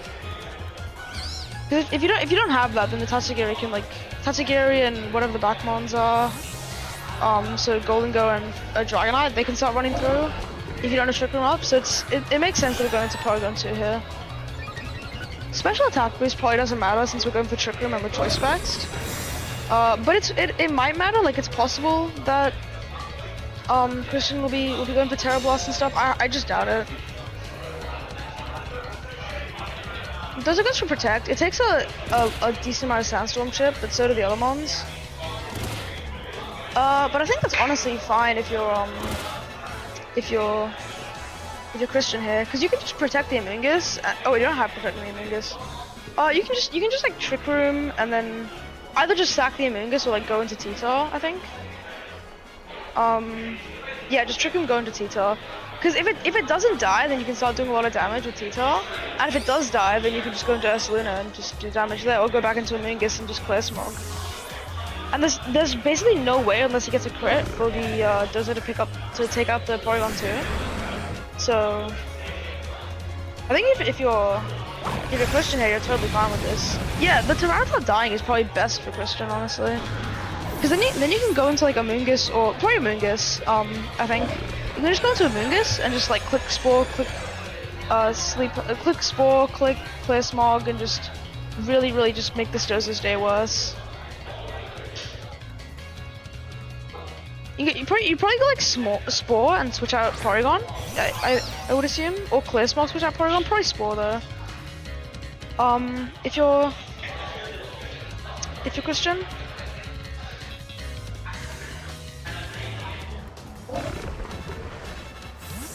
Yep, Porygon switches out into the Ursaluna. So that Facade pressure is back on the board.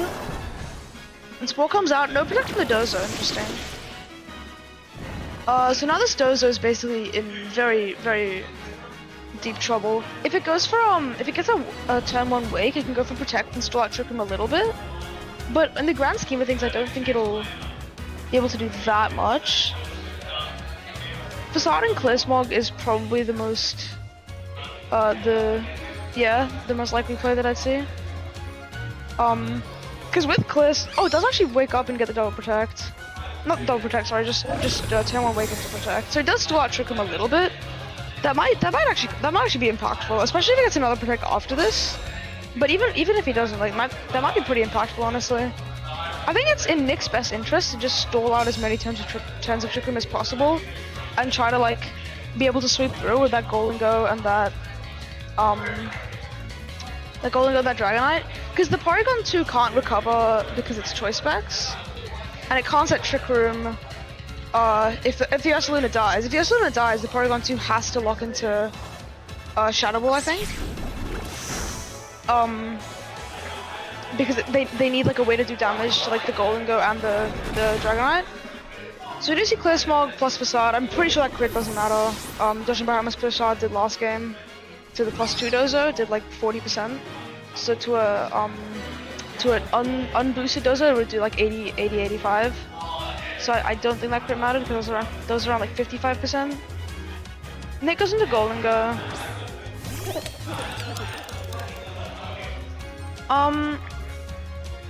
The Goldengo is Terra Steel, so it can't Terra out of like a Headlong Rush weakness. Oh wait, what am I saying? Dragonite's already Terra'd.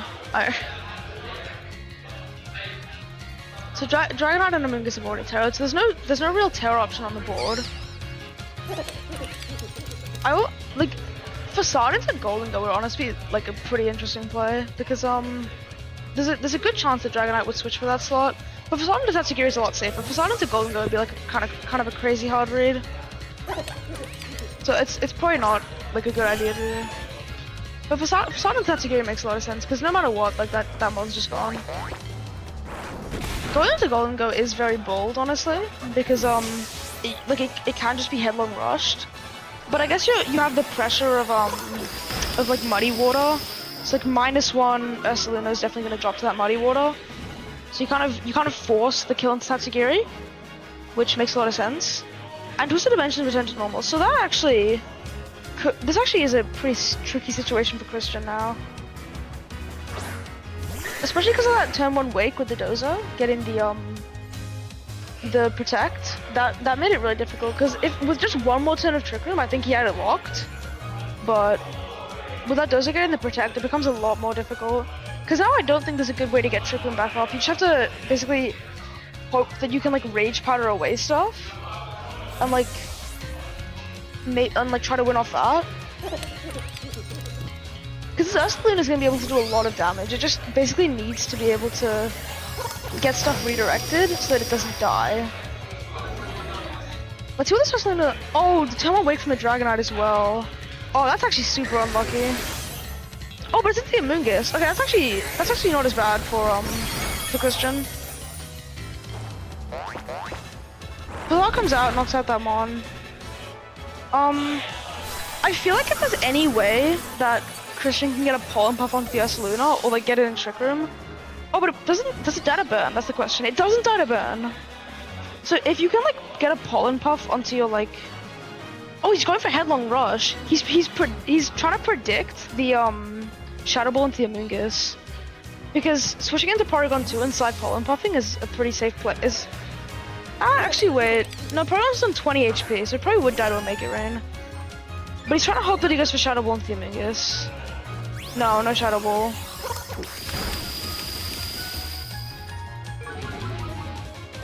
I guess we'll go to game 3 then. That was definitely a close match. It came down to a lot of like weird sleep turns. I think.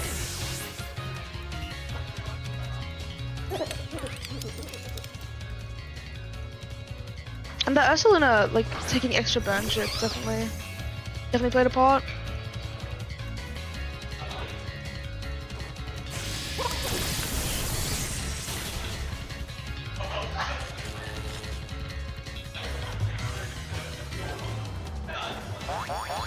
The game's basically over, but the power is funny. The Pollen Puff doing like 4% or something.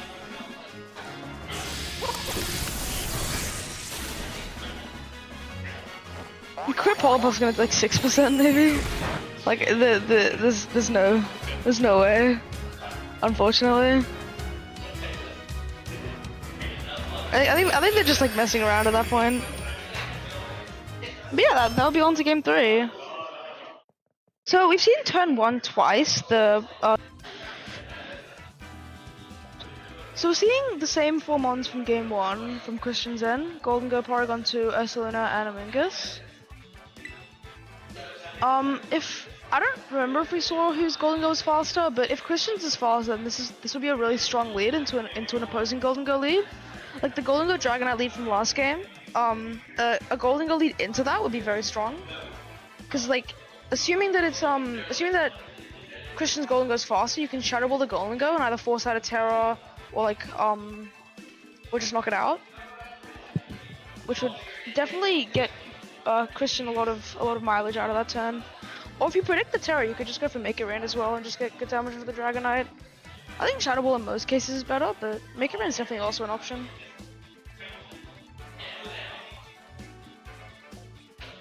It is the Life Orb Golden Go, so it's like kind of has the damage of choice specs, but can also switch moves, which is a very cool set. I think it's like one of the better sets in the format right now.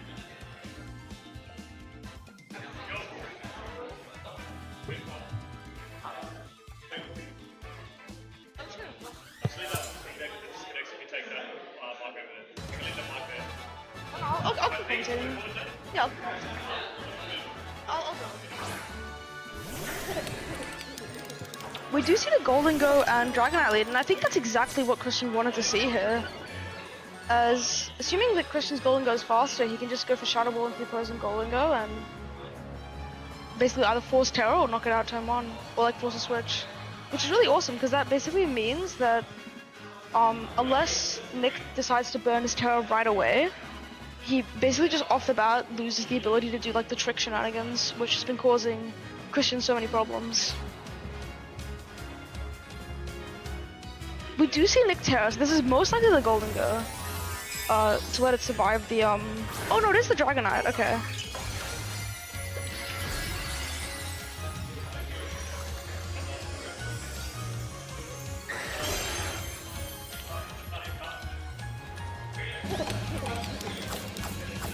Never mind, I was wrong.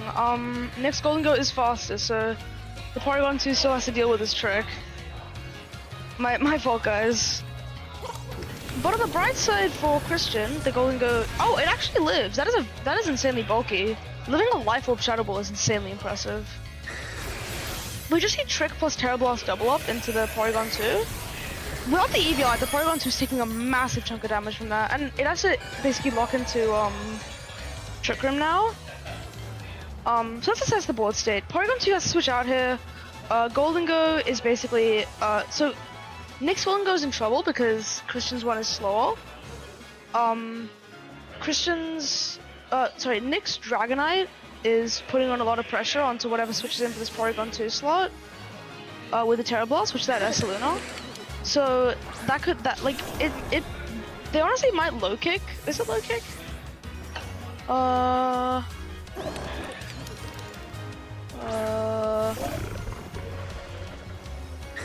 It is not low kick, so they can't low kick that slot, but so that is just Terra Blast. Does still do a lot of damage. 50% of the Essaluna is not insignificant by any means.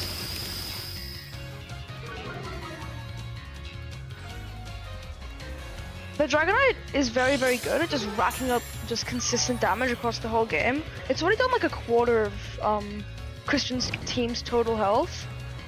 So just something to note is that it's very good at that. That Essaluna is like kind of in danger now from the Dozo.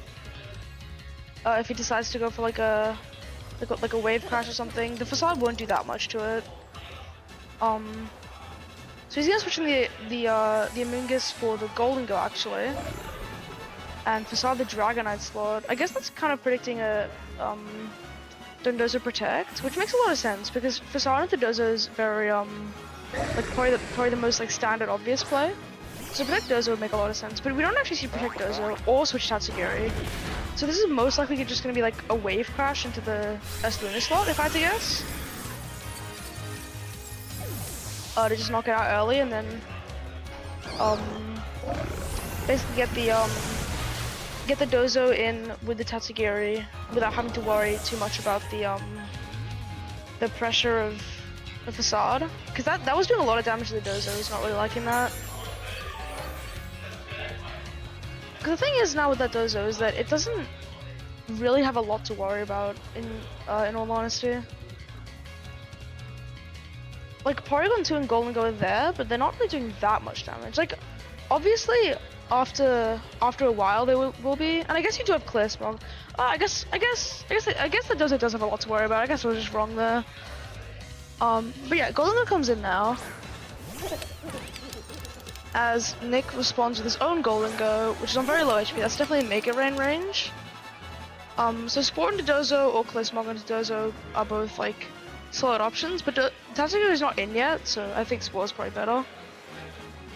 And we're most likely gonna see, yeah, Shadow Ball or Mega Rain get locked in. Shadow Ball into Golden Go definitely makes a lot of sense. Because that basically forces the Tatsugiri to switch in, or the Golden Go to die, which would force the Tatsugiri to switch in. So basically at the end of this turn, the Tatsugiri is coming in, basically guaranteed. Which puts Amoonguss in a very good position to start like Sporing, Clear Smogging, and just making this Dozo's life bad.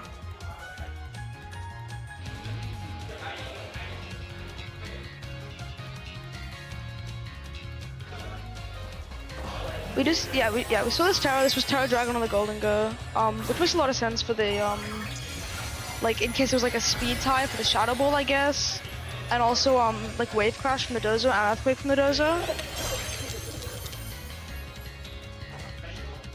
Dozo going to sleep though, so I guess this Terra Dragon was mainly like in case of a speed tie between the Golden Go and the Golden Goes, so in case like it wouldn't just die to a Shadow Ball. Oh wait, was it actually a speed tie? Huh. That's actually insane.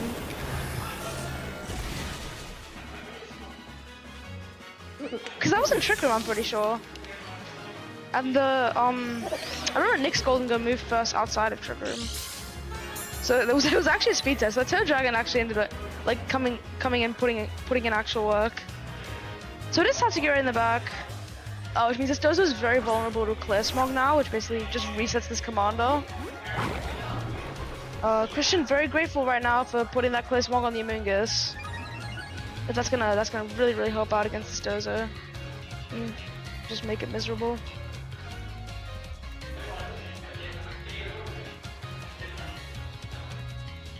Only one turn of Trick Room left though, so if this Dozo just wakes up immediately, that would actually be really that would not be great for Christian. Actually, not switching in the P2. Oh, and the Dozo gets a turn 1 wake again. That is insane, honestly. Christian has not been getting very lucky with sleep turns, but I think he's still not in a necessarily bad position here, but not really in a good one either. I would have expected to see Golden Go switch out for P2. But I guess it makes sense that it didn't.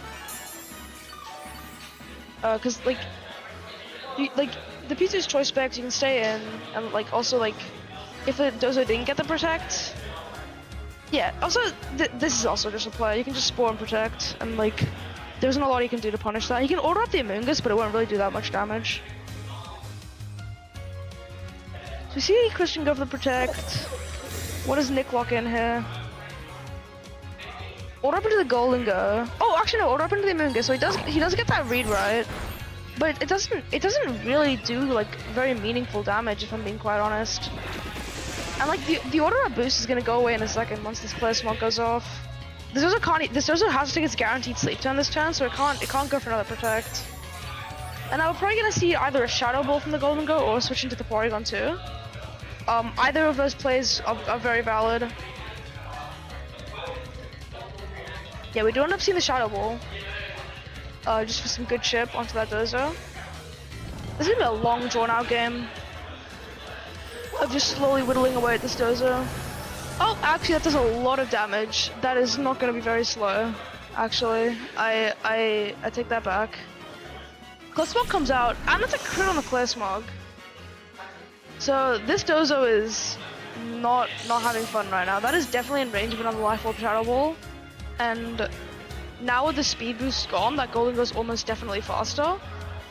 And he's even going, Christian actually also going for Pollen Puff in case the Dozo does wake up and go for a protect. That's definitely a very safe play. Because it basically punishes the wake up into protect, and if it doesn't wake up then it just dies. Oh, he's changing the move to Pollen Puff into Dozo, interestingly enough. So no even attempt for a protect. A Shadow Ball does just pick up that Dozo. And Pollen Puff, I think, goes into Tatsugiri. You have to wonder why he did. I need to see why he did Pollen Puff instead of Spore. Oh wait, he did do Spore. Wait, no, I'm just blind. My fault, guys. So this should probably be sealed up, because now that Tatsugiri has tickets guaranteed to end of sleep, the Amoonguss kind of just showing that it's the MVP in this game. Like game 1, it wasn't really able to shine as good as it would be able to, because it got a choice spec strict onto it. But game 2 and 3, when the Porygon 2 had the choice specs, like that Amoonguss put in so much work, just basically constantly pressuring the Dozo to like not be able to combine, like getting that spawn into the Dragonite game 2, just doing a lot of good work, and that Clear Smog really ended up being very, very good. So we're going for Rage Powder so they can't like Draco or Dragon Pulse or anything like that. Draco might kill the Amoonguss, but it wouldn't really matter because Shadow Ball comes out, Tatsugiri's gone, crit to seal it. Not really that. I don't think the crit mattered that much, but that was a really good set. A good back and forth, lots of like sleep turns, lots of weird stuff. Okay, that was my first time commentating, so I hope you guys liked it. But I can read the chat now, so how you guys doing?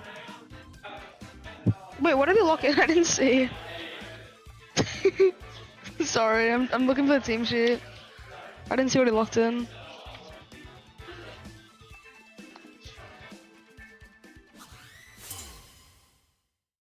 Can someone tell me what Jared locked in? Oh, found Diego's sheet. WU kicks. Here we go. Oh, we do see Sneeze the Pole lead, which makes a lot of sense. Possibly, Jared just wants to fish for some Diaclaw shenanigans. He didn't look instant or Decidueye? Okay. So that means the back one's a Milotic and... what's the last one? Milotic and someone. Milotic and a guy. He'll surely click Pokemon at some point we'll be able to find. There's no way. There's no way he's Phantom Forcing an Indeedee. Dude, that is insane. That's so bad. Yeah, Gambit. Yeah, that's right. Did man just Phantom Force an Indeedee? Dude. Poison Touch Poison, is the status that he gets from that. I wonder if it, let me see if the Indeedee has like a psychic move. It's probably Unfollow Me, Heal. Okay, so the Indeedee doesn't even have a damaging move, interestingly enough. So I guess what you're fishing for here is the Indeedee to switch it up, which makes a lot of sense because the Indeedee doesn't have a damaging move, it can't really put on much pressure. And I think Diego definitely wants to put on pressure while he's in Trick Room, not like he wants to like actually make good use of his turns. So actually Phantom Forcing the Indeedee is actually a really cool play. We see Diego withdraw the Porygon 2. Let's see if it's a double switch. Porygon 2 to Ursaluna. And Indeedee goes for Follow Me. So Close Combat comes out, knocks that out, and Phantom Force is gonna go into this Ursaluna and do nothing. Which is kind of not really what Jared wanted to see. I think he was trying to, with the Phantom Force, trying to catch like the Torkoal. But no, unfortunately it didn't work out. As the Ursaluna can just switch in and not really care. But now Diego's able to bring this Torkoal in scot-free and just start doing insane amounts of damage. Like Ursaluna Torkoal is a disgusting combo, I ain't even gonna lie. Like it just does so much damage. Why is the Kingambit named Burb? What? Bro, that is not a bird. It's a bird, it's a plane, it's a Kingambit. Okay, I'm sorry guys, I'll stop now. I'll actually commentate the game like a normal person. Oh, we do see Eruption. I wonder if this picks up the Dragon Pole. It probably doesn't without Terrifier. Yeah, the Torkoal doesn't even have the option for Terrify, it's Terra Grass. But we do see Headlong Rush, so obviously that will clean up that bomb.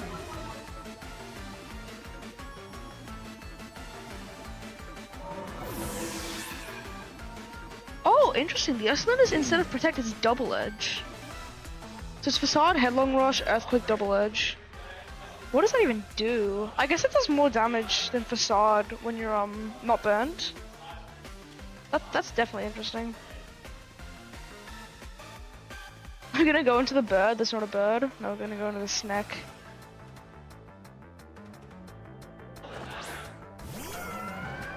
So Jared brings in his snack. He's got options here. I think Muddy Water is probably the most likely thing, but actually, I guess Protect is more likely than Muddy Water. I feel like the thing is though, is like, I feel like he just gets steamrolled unless he gets a couple double protects. Because Ursula and Torkoal, you just go for like Eruption Facade, Eruption Facade, Eruption Facade, and I don't really see what Jared can do to stop that.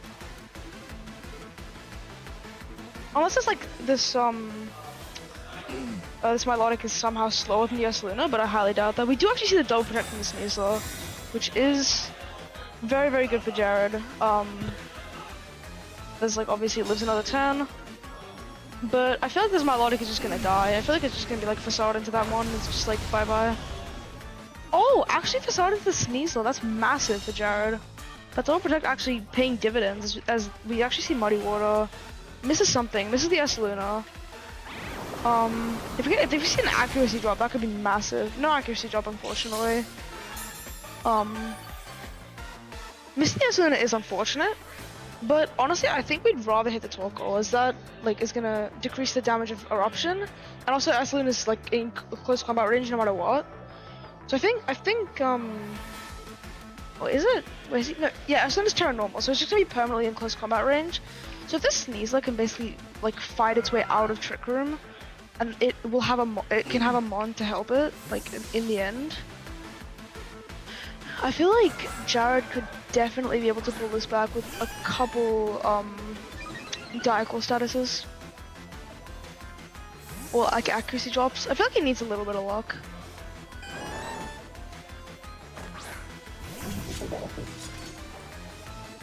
Sneck goes for Protect. We do see Facade, not Headlong Rush.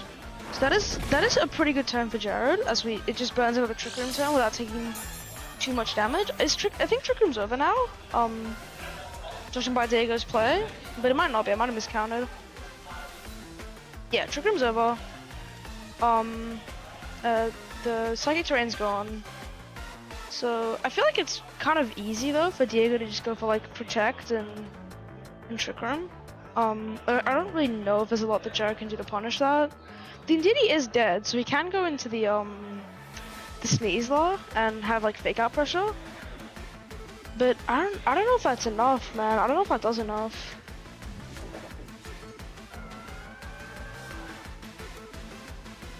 I'll have to see what he locks in. Muddy Water, Terradot, Kata, the Ursaluna. So he's actually trying to. Oh right, wait, no, I'm just silly because Ursaluna doesn't have Protect. Okay, ignore me, guys. I forgot that it was Double Edge. So they actually, like, I think Jared will actually be able to take out the Torkoal here with that big Terradot Caltech wave. Yeah, or ignore me, man. Ignore me. I'm a little silly sometimes.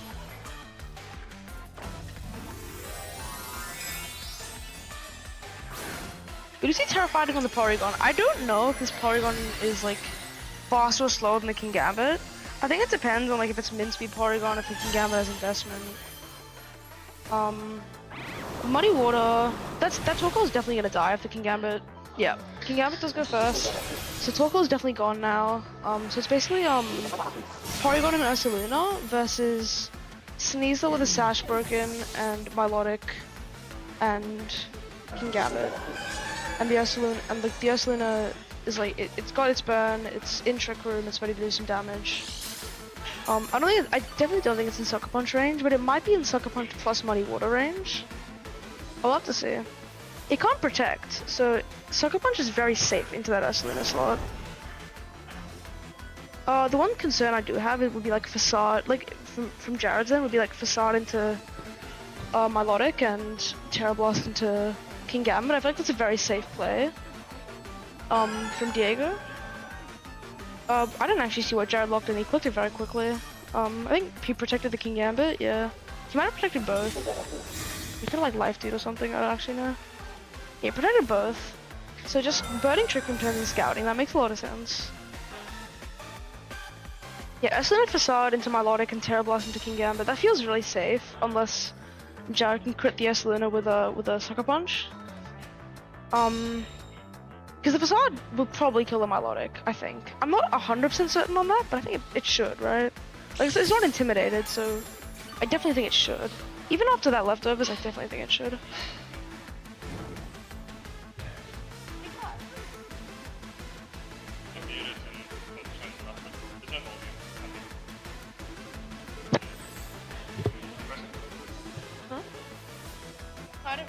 I think I like accidentally. It should still.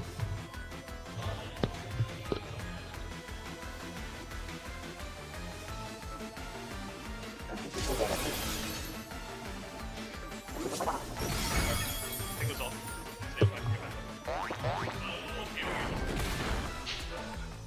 Hey, can you guys hear me now? I think I like messed up the headphones. Just say you are rusty? Yeah. Okay, cool. Kingambit doesn't actually live the Terra Blast, which is very massive. Because now this Esteluna is basically just dead. Like just one Sucker Punch into Esteluna, one Fake Out into Porygon 2, and it just becomes a 1v2. So Jared can actually win this. Yeah, I'm good? Okay, cool. This Esteluna not having Protect is really paying dividends for Jared, because Diego can't play any mind games. He just has to accept that his Esteluna dies. Or not dies, gets knocked out. I'm still getting used to that. Used to saying like knocked out instead of just dies. We're getting a Kai cancelled by saying dies. Not cancelled, but like banned on Twitch. Anyway.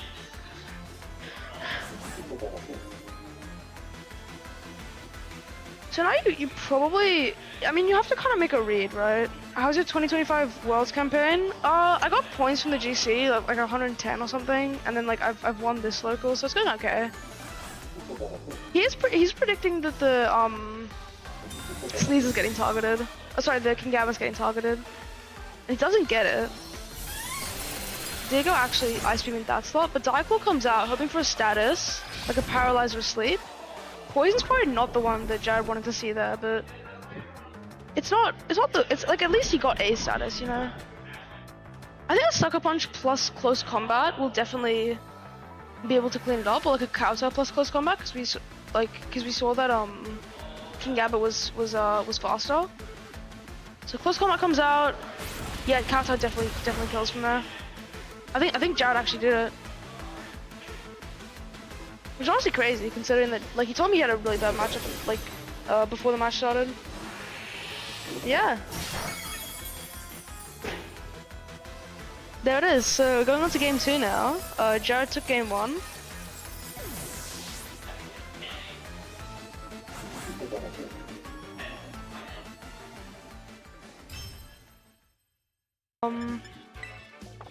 We are seeing Jared pretty quickly just lock in the same mons. I think that makes sense. Like, it worked for him game 1. If it ain't broke, don't fix it.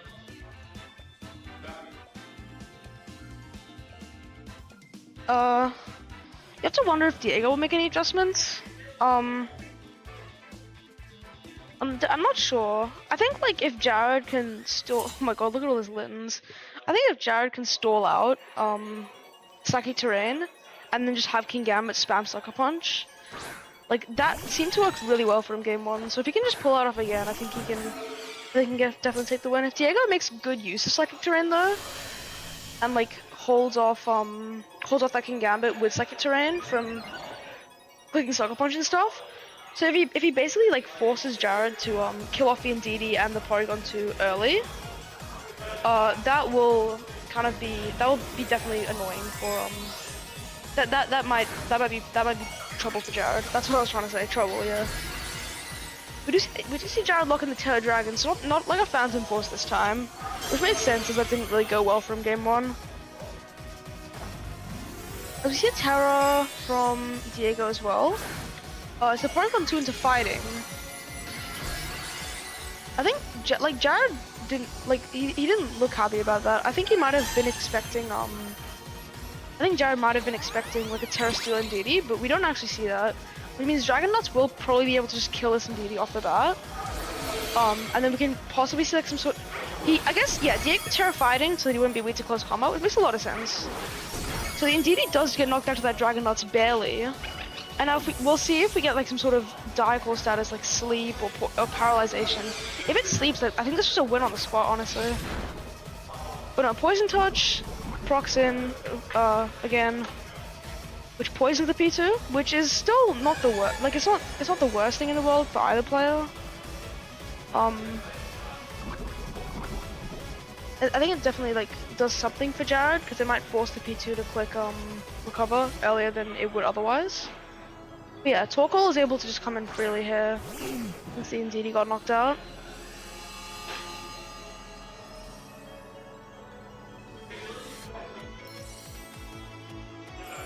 We are seeing the Dragonbolt, sorry, lock into D-Dots again. I'm just good for close combat onto the P2, so actually no protects or anything, just no protects, no switches, no defensive play, just clicking buttons, which makes a lot of sense. It's definitely not how most people play against Trick Room, but I think that's good. That kind of makes sense for Jared. It's kind of like that surprise factor. But this Dragonbolt is just gonna get knocked out here by the Eruption plus Terra Blast fighting double up. But Sneeze is gonna be able to fire off a close combat into that P2. Did you see the special Dozer team today or something else? What's the? Oh yeah, no, I used that, yeah. Dude, I did use that, yeah. I ended up winning a lot with it. It was cool. Sorry, I wasn't reading the chat. Sorry.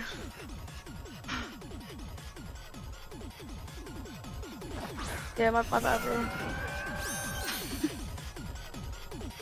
I'm not getting paid enough for this, man. I'm not getting paid enough for this, man. You're getting exposure. Exposure, yeah. I'm getting paid in work experience.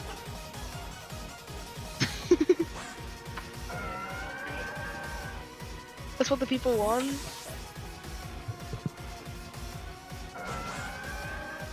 I think we might have seen Diaclor into Ursaluna, but Eruption comes out, so we're not gonna be able to see that.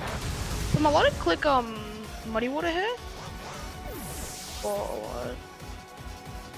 Muddy Water misses something. This is the Torkoal. It does like honestly like negligible damage because of the harsh sunlight.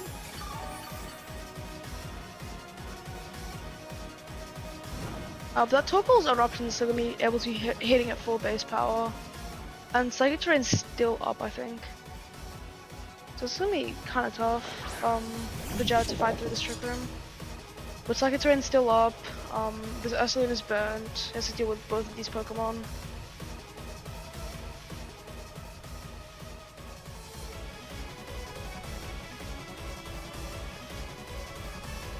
Protect both makes a lot of sense, because I think this is the last turn of Psychic Terrain. So that means that after this turn he'll be able to Sucker Punch, and he also burns the turn of Trick Room this turn. So I definitely understand this play from Jared. Burns the turn of Sun, burns the turn of Psychic Terrain, burns the turn of Trick Room, which are three things that Diego's kind of counting on to be able to clean this game. I'm pretty sure Psychic Terrain ends this turn. I'm not 100% certain, but if it does, then yeah, that's good for Jared. But honestly, like I don't think like Jared, it's pretty tough for Jared to win this. Honestly, it's not impossible. It's just tough.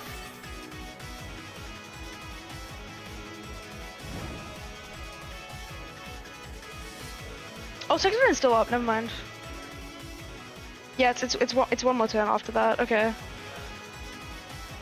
We're actually just gonna see attempts for double protect. If he gets both, he's in a very good position. If he gets one of them, then it's winnable, I think. Not the King Gambit. Does the Milo get it? The Milo does get it. So I think Jared is definitely just gonna lose his King Gambit to an Eruption. I think Diego's play is like obvious, and it makes sense why they're obvious, because there's basically only one correct play here, which is like Eruption plus Facade the Milotic. And Jared's the one kind of on the back foot that has to make like predictions and reads and stuff like that. And I hope for like RNG. Shout out the socials. What socials? I don't have any socials. I have like Discord. I don't use like Twitter or anything.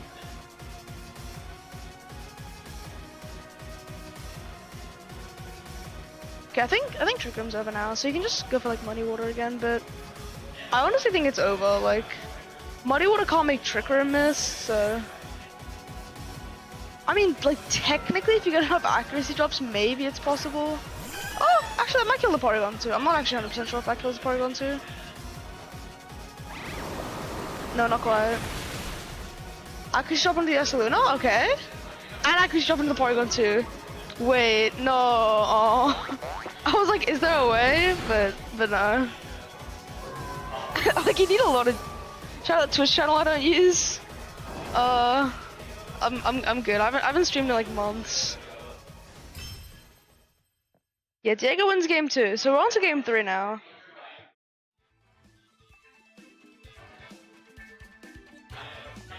Yeah, I think a lot of it comes down to how long can Jared keep the passive mons on the field. But if Diego can basically sack stuff like Indeedee, switch out Porygon 2 at the right times, get in his Ursaluna and Torkoal with like 3+ turns of Trick Room, it's gonna be really hard for Jared to cope with that. He's probably just gonna lose 2 mons, and then by that point it'll be cleaned up enough. If Jared keeps his strong mons in, that can like keeps his strong mons alive, that will be able to kill a Porygon 2. Sorry, knock out a Porygon 2. I keep making that mistake. Then I think that's probably gonna be his best chance of winning. But I really don't know how he's gonna do that, so we're gonna have to see. We do see the exact same leads for the third game in a row from both players. I just wonder if the plays are gonna be the same. I feel like knocking out the Indeedee turn 1 there with that Terra Dragon Darts did not work out, so we're probably gonna see something different. We're gonna see Phantom Force again. I was thinking maybe U-turn, but Phantom Force is like definitely an interesting player. Because it didn't really work that well game 1, but he did end up winning game 1, so... Oh, but he Terra steals the Indeedee. So unless that Indeedee's gonna switch into an Ursaluna on the next turn, that Phantom Force actually could like that's actually a really good Phantom Force.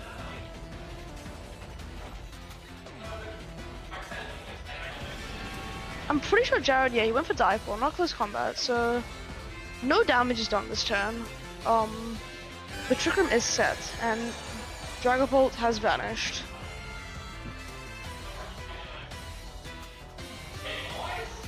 The Porygon 2 can't Terrastalize now, so basically the Kingambit is a lot safer.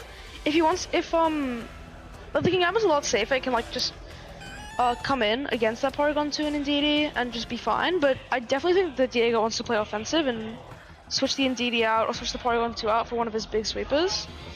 But no, he's just going for Follow Me, never mind. And Ice Beam into the Sneasel slot. No freezes, thank god. Close combat, just a clean one-shot on the Indeedee, and Phantom Force gonna do nothing to that Porygon. So already, I think this is looking a little better for Jared than game 2 was, because Diego has less turns of Trick Room to work with his big sweepers. Dragon Ball is like locked into Phantom Force though, which isn't great. It'll probably have to switch out at some point. Ursaluna is a free switch for Diego here. I guess Milotic would make sense as a switch in. So Kingambit also kind of, but like Headlong into Kingambit is like kind of scary. Like Headlong Kingambit, Ice Beam, Sneasler is like a play.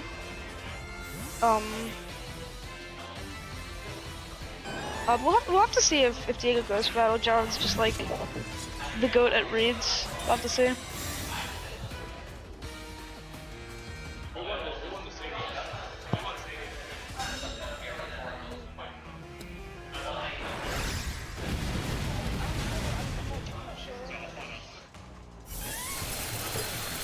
Alright, I'm back. This Kingambit is on its last legs. Crit into freeze? Oh man. That sucks, man. That Kingambit is suffering right now. It just came in and got like absolutely demolished by Earthquake plus Ice Beam and then got frozen. Damn, poor Jared, man. I think, yeah, it's like an even board state, if not slight. Like, it was an even board state last turn. Probably slightly in Jared's favor now. I'm not Jared, sorry. Probably slightly in Diego's favor right now. As like those two mons are both in range of like an earthquake, but Milo's in now, which is in range of an earthquake. Headlong rush into Milo though, almost just a one-hit KO. That's honestly like a interesting play, not going for earthquake, but I guess it makes sense because you don't want to damage your own Porygon too. And the Kingambit does just die to that Terra Blast. No, this is actually no. His play makes more sense than I was thinking. I don't know what I was thinking. Headlong plus Terra Blast makes a lot of sense because that would have knocked out both anyway.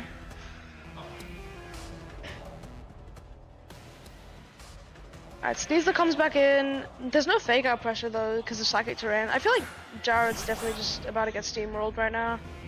By this massive tank of an Ursaluna. Not only tank isn't like bulky, but tank isn't like the damage of a tank. Like it is so strong.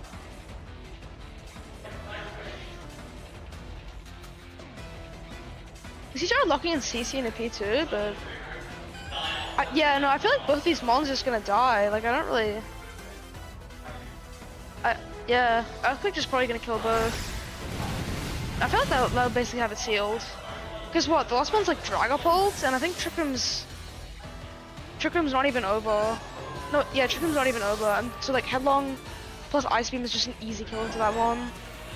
So I feel like that is probably just that's probably just the game, honestly. So that I think is game 3 over to Diego. Oh no, Twisted Dimensions is return to normal. Ah, is there a way? I think you need a lot of Dragon Darts crits, but maybe. No, actually no. There's no way. The Dragon Darts can't kill the Porygon 2. Maybe, yeah, maybe Terra Dragon Outrage is your best option. I think that probably is it. Because then, like, you hit the Porygon 2, and then you somehow, by some act of God, live like Headlong Rush, and then you hit the Ursaluna. No, actually, wait. I don't think there's a way. I'm kind of coping here. I feel like Diego has this one locked, because like whoever, like, it's gonna be like Trick Room Headlong, and like. Basically, whoever gets targeted, like, it just, Diego still wins, because if, Ursaluna gets targeted, then he just goes, like, Trick Room, and then Ice Beam Eruption, and then if Porygon 2 gets targeted, then he just goes Headlong, and it probably just dies. Does kill Porygon 2, like, that is impressive, I will say. Because Porygon 2 does not die easy, but Headlong should just seal it off. Yeah. That was a good set. That was a good set. Great job to both players. Yeah. Diego will now be moving on to top 4. That was top 8, yeah, that was top 8. So Jared's now knocked out a top cut, and Diego will be moving on to top 4. Shield. Do you remember what Shield does? You actually have. Does it stop like torn? Come back. Oh.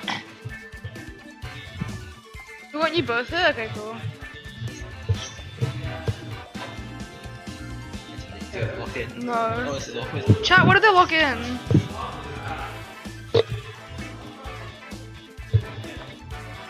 We'll see probably soon. Yeah, but we don't have the back ones. Both commentate? Okay, bet. No clue? Fair enough. Okay, we'll find out together. Very upset. To be fair, it is our job. No clue so far. Turn the volume down on Yeah, yeah. Go again. Oh, is it? Yeah, yeah. Turn the volume Yeah, down. Way down. Yep. Yep, that would make sense. That, yeah. You got it. Yeah, hopefully. Is it lagging?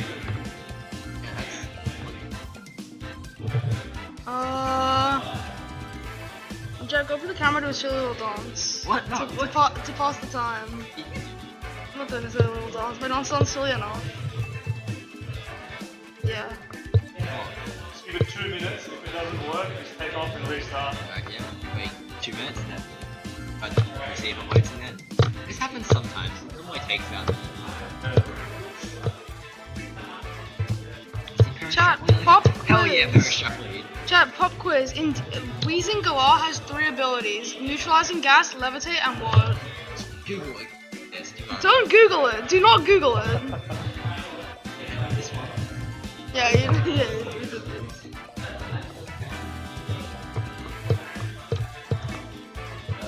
Any answers, chat? I think there's just a lot A lot of delay? and also a lot of Googling going on. No Googling! I don't trust that. Chat, if you're Googling, well, I'll be very disappointed in you.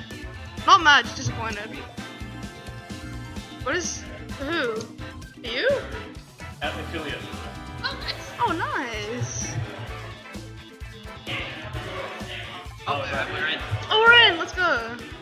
We got the final and Dark Sun's favorite. Yeah, my goats.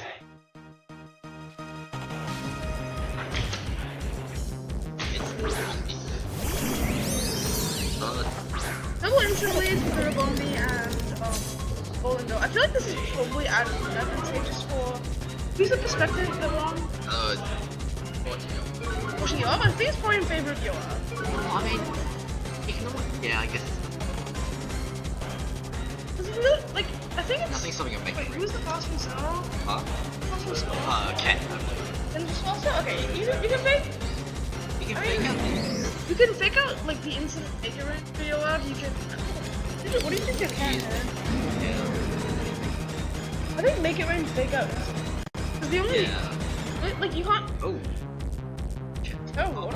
Okay, that makes sense actually. Oh, yeah. Okay, yeah. So what if Claude... Oh, So what if... it's punch on here. That... Yeah. Oh. Oh, get rid of the sash. That makes sense. Yeah. So he's basically burning terror in exchange for, like... Yeah, in exchange for a real bomb.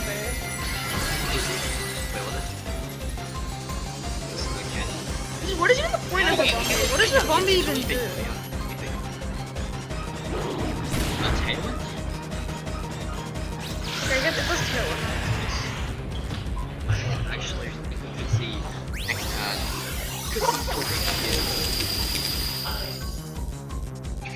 Thanks Excalibur for the follow, appreciate you. Oh, nice. Good job.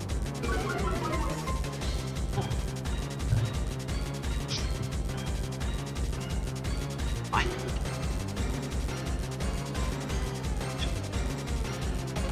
Oh, nasty for potting shot? Yeah, that makes sense. I think that's quite fair. Cause like these guys are really passive this instead on this Rabombi. I feel like you just leave them on the field and give them a setup photo. It's like 25%, man.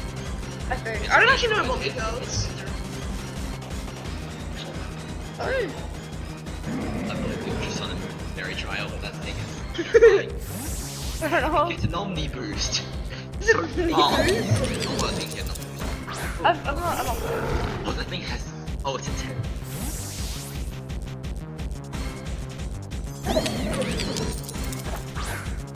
Wait. Okay. This is a hard switch.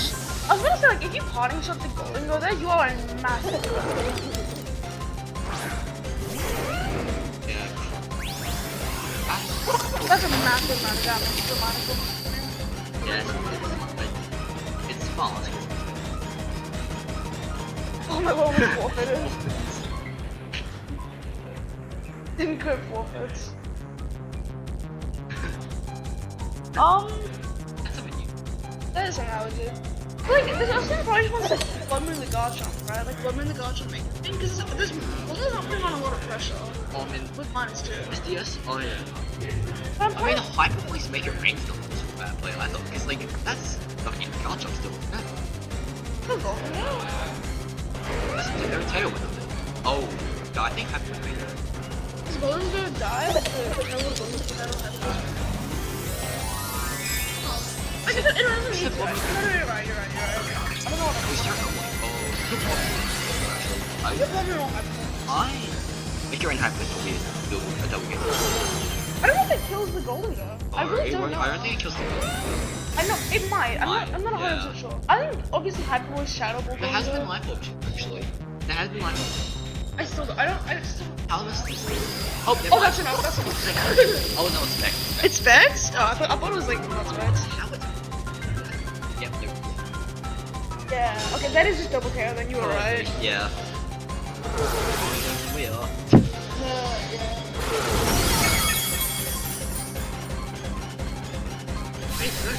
Trust rotation. What the hell? The last 2 games. Okay, I just feel like trying to get his speed. Not like taking spread. not necessarily spread moves, but just big damage. No, the eruption was a really big problem. Like the eruption bot was.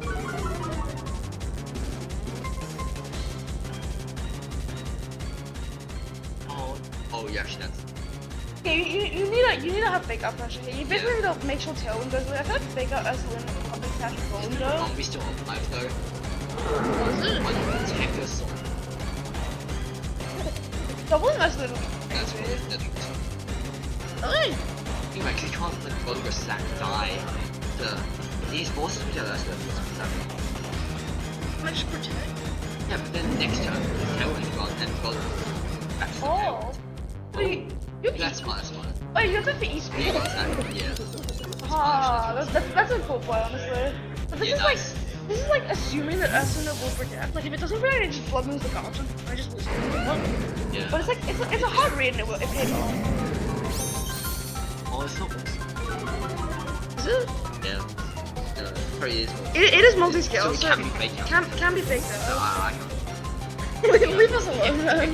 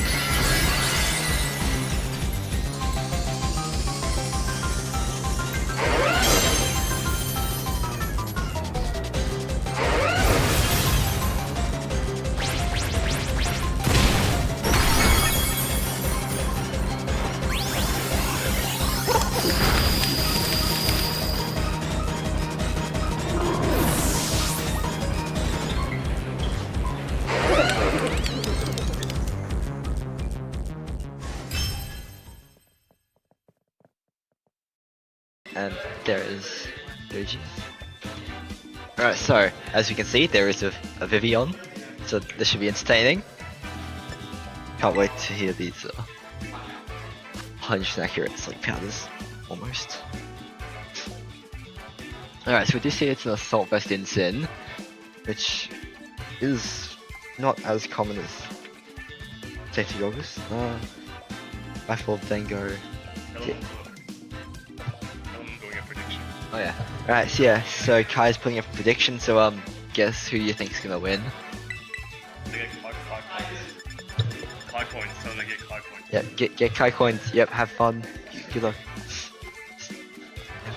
Predict well.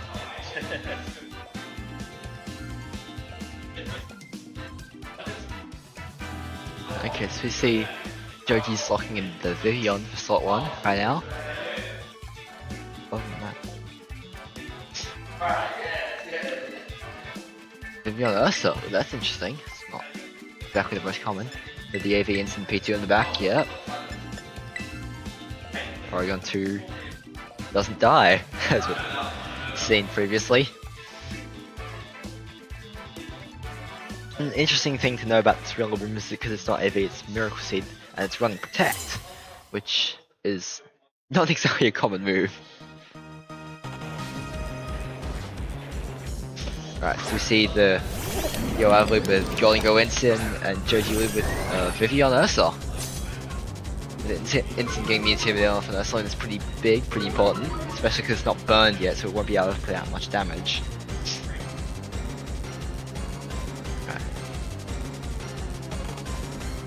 And Vivian is really not doing much right now. Exactly, as we see Ursula looking for an Earthquake. Like, Vivian locking into. Yep. Oh yeah, okay. Sorry. Okay. We see Vivian landing the Hurricane for the instant. Confusion, essentially? No. Going over and make it rain, doing big damage. Bringing Vivian down to Sash. Ursa, very, like 2/3 or something. What is Instinct do? Is Instinct really going for the knockoff? It is. There's no flame off without Ursa, not. And the Earthquake? Yeah. Earthquake also doing really big damage. The Tailwind Arcane. Go for the Tailwind Earthquake, yeah. That looks like exactly what he's doing.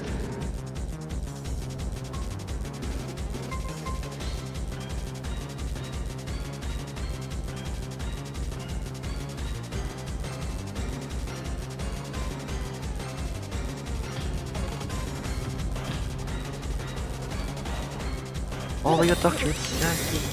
Let's go. The friend of it. I thought I'd watch the stream.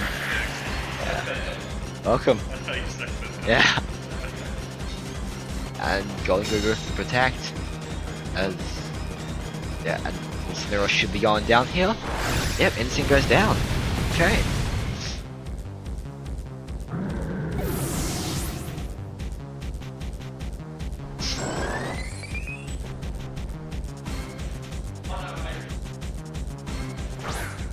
Basically, Garchomp coming in. Garchomp can do, as we saw in the last game, Garchomp can do a lot of damage. However, Vivian looks to be going for a same Hurricane. Yeah, Hurricane is gonna hit this Garchomp pretty hard, I'd say. Of course, Vivian may not have the best stats. Hurricane is still a very, very strong move. See the Golden Go switching out for Dragonite, I guess. Oh, Moongus. Garchomp protecting. Interesting. Does make sense though.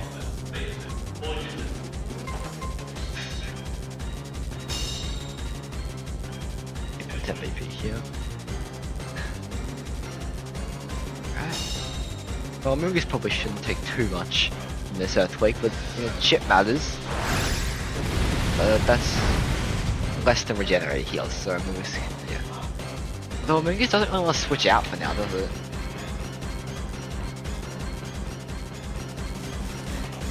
Is he feeling faster than Garchomp? Anyone know? Is Vivian faster than Garchomp? Usually they are? Okay.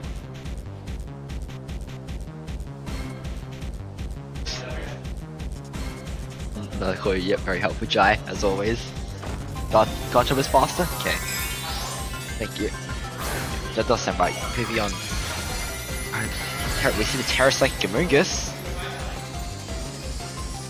Just reuse Node Pro there. See the Vivian Protect. Got jump knocking it go for stomping a tantrum of the Ursa and again gets a knockout. 2 for 2 Jolly Chomps, yeah. Most jumps I agree are max speed. Kinda have to be. But we see the P2 here. P2 could be very good here.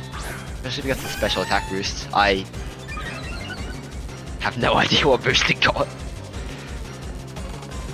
Anyone know what boost it got?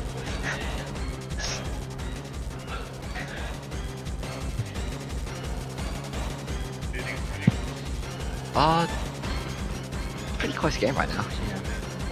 Special attack, okay. Thank you, Dr. Insanity.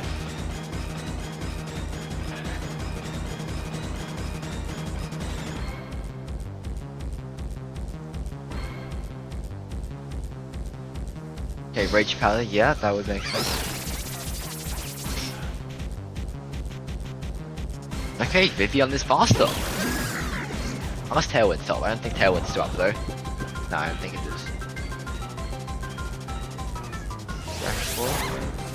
Yeah, Paragon 2 was faster, so. It's just too fast. Ooh. That's not bad damage. Oh, Citrus. Yeah, I think P2 did get a special attack boost. Ice Beam doesn't normally do that much. Alright, we just see the Instant in the back. Ooh.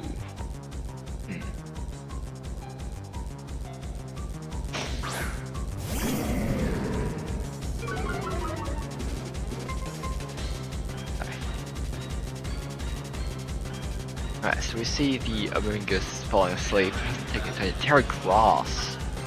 Ooh. A knockoff into the Amoongus.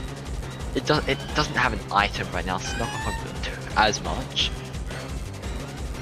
But yeah. Still good chunk.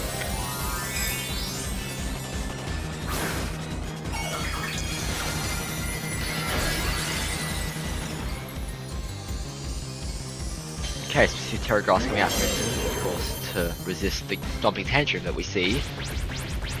Yep. Not much damage. See how much damage Knockoff does not pick up the KO. But the Ice Beam picks up the KO and Garchomp. Sure, yeah. Okay.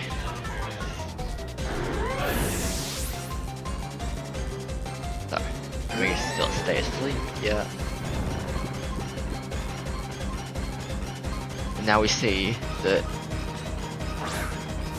yeah, it's instant P2 against low HP going, low HP sleeping Amoongus. So is most likely gonna be a win for Joji, especially if the protect says sleep. Nasty pot. Oh yeah. Oh, Terra Grass instant. So I don't think that would have mattered. That sleep did not matter. Petitioning the stream of Perth. Oh, I hope it do. That would be nice. Yeah. Yeah. Knocking that whiteboard. And Amoongus goes down. Alright, so Joji takes game 1. What a misplay. I don't know. I don't think there was much chance at that point. I actually don't know. Maybe it's... Yeah, I really don't know. Terrasite Amoongus Slash Spam is cool. What's going on there? Okay. Yeah, that's what I do actually. You see the Ursa Vivian again, maybe? Oh, no Ursa.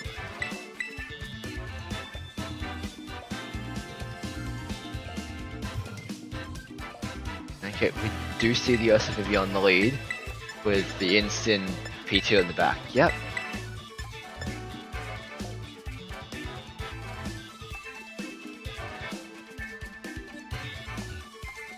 Oh, maybe not. No P2 instead.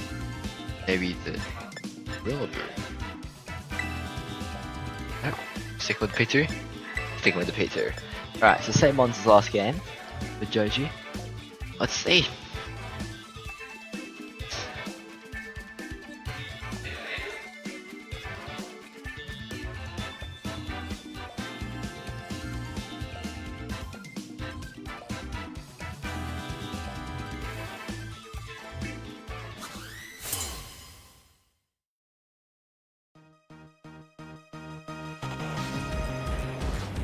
This is good music.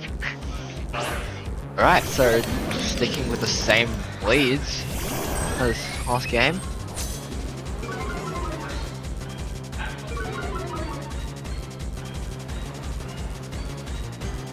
Wonder if I get to see a protect in the Estelina this time. Yeah. Could potentially be a double protect. Yep. Yeah. Losing the flame mob was really very important for the Estelina there. Don't want to lose that. Really damage you can take. Damage you can do. I can't speak. Wow, the baby appears. Catch it, people. You should be going for the Terra. Yeah. Oh, that just means it's not immune to facade anymore, so.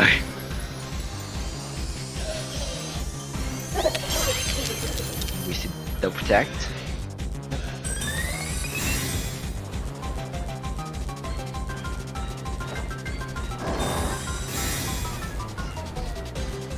And Sin going to fake out Vivian and presumably a Make It Rain a nasty flop. Make It Rain, it looks like.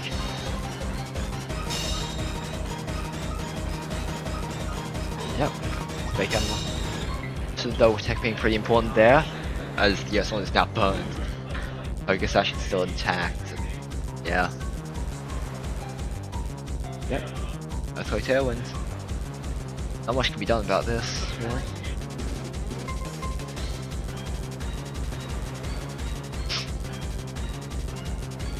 Especially since Terra's been burned already.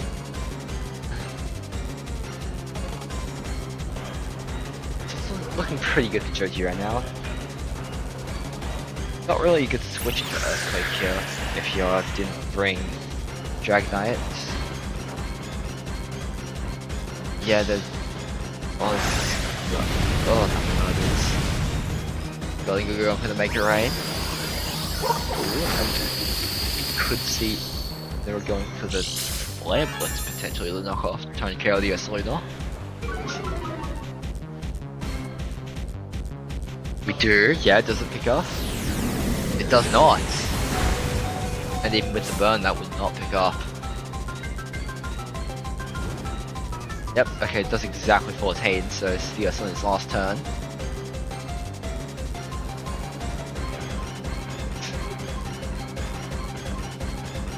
Going for the Earthquake again, Hurricane into the Incineroar slot. Not really much that Yoav can do to stop this.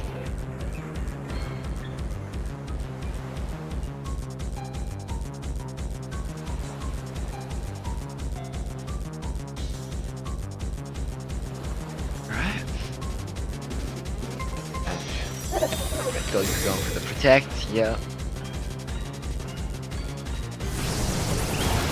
Don't need to over predict there, just going for the plain simple Hurricane Earthquake. Very safe. Estelina will go down this turn, however.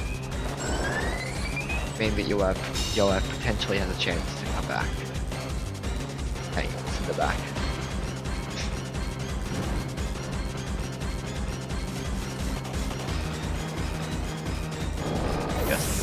Burn damage. Go send in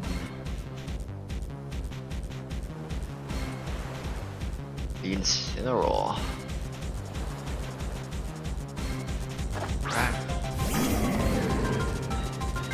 Yep, well, Porygon 2 go not ones that really care about Intimidate much.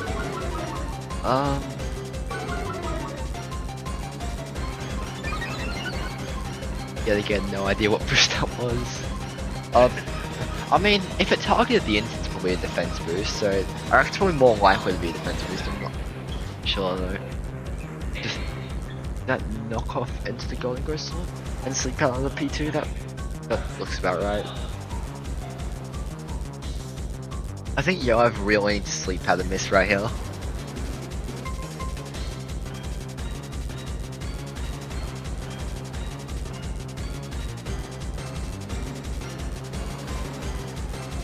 I reckon if he has Instant, he can switch P2 out for Instant maybe. And then Knockoff might not pair the Dingo, I'm not sure, I think it probably still does though. Switching out the Golden Go, yeah. He's going for the Sleep Powder Miss, I think, banking on it. Oh god, yeah, god, and he hits the Sleep Powder. It's not looking great. Oh, and a crit. That is... Yes, Jai, I'm aware, I'm aware. I don't think the crit mattered too much. Maybe it did, I don't know. Tailwind's still up. Vivian is faster than the guard jump, nothing stopping, just... Oh, maybe it... I guess it wouldn't have gone killed by enough. It was always in hurricane range, Jai. Nothing stopping just a knockoff last movie. No. Hurricane the P2 slot or the Garchomp slot.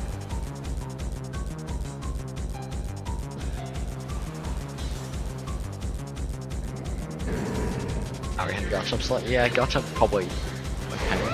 Porygon switches. Golden Go most likely will faint to this. Oh! Probably Garchomp goes for the protect.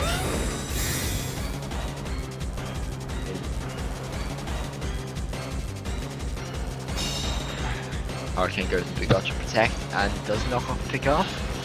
It does. Okay. So, it's a sleeping Porygon 2 that's had one time to sleep in the Gotcha. What, 3 Mons? A full HP Instant, a Vivian on 1, yeah. I don't think there's really much stopping Joji going for a second Tailwind, just going for Knockoff into the Garchomp. Unless maybe, yeah, Terragrass makes sense. And potentially Garchomp getting a double protect into the P2 waking up and using Trick Room. Maybe that's the out? That's probably the out.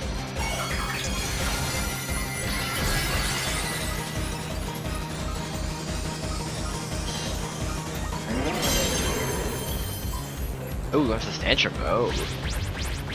Yeah, okay, so this is probably over. I mean, I guess Porygon 2 could start Porygon 2ing. Sorry.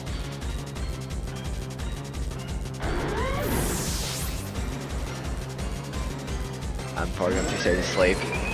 There should be no way to lose this now. Going for a knockoff and Hurricane. Yeah. Game over. Yeah, that's the game. Alright, Joji won. Congratulations. Alright, hope you enjoyed that. Yeah, don't know what else to do now. Bye. Defeated.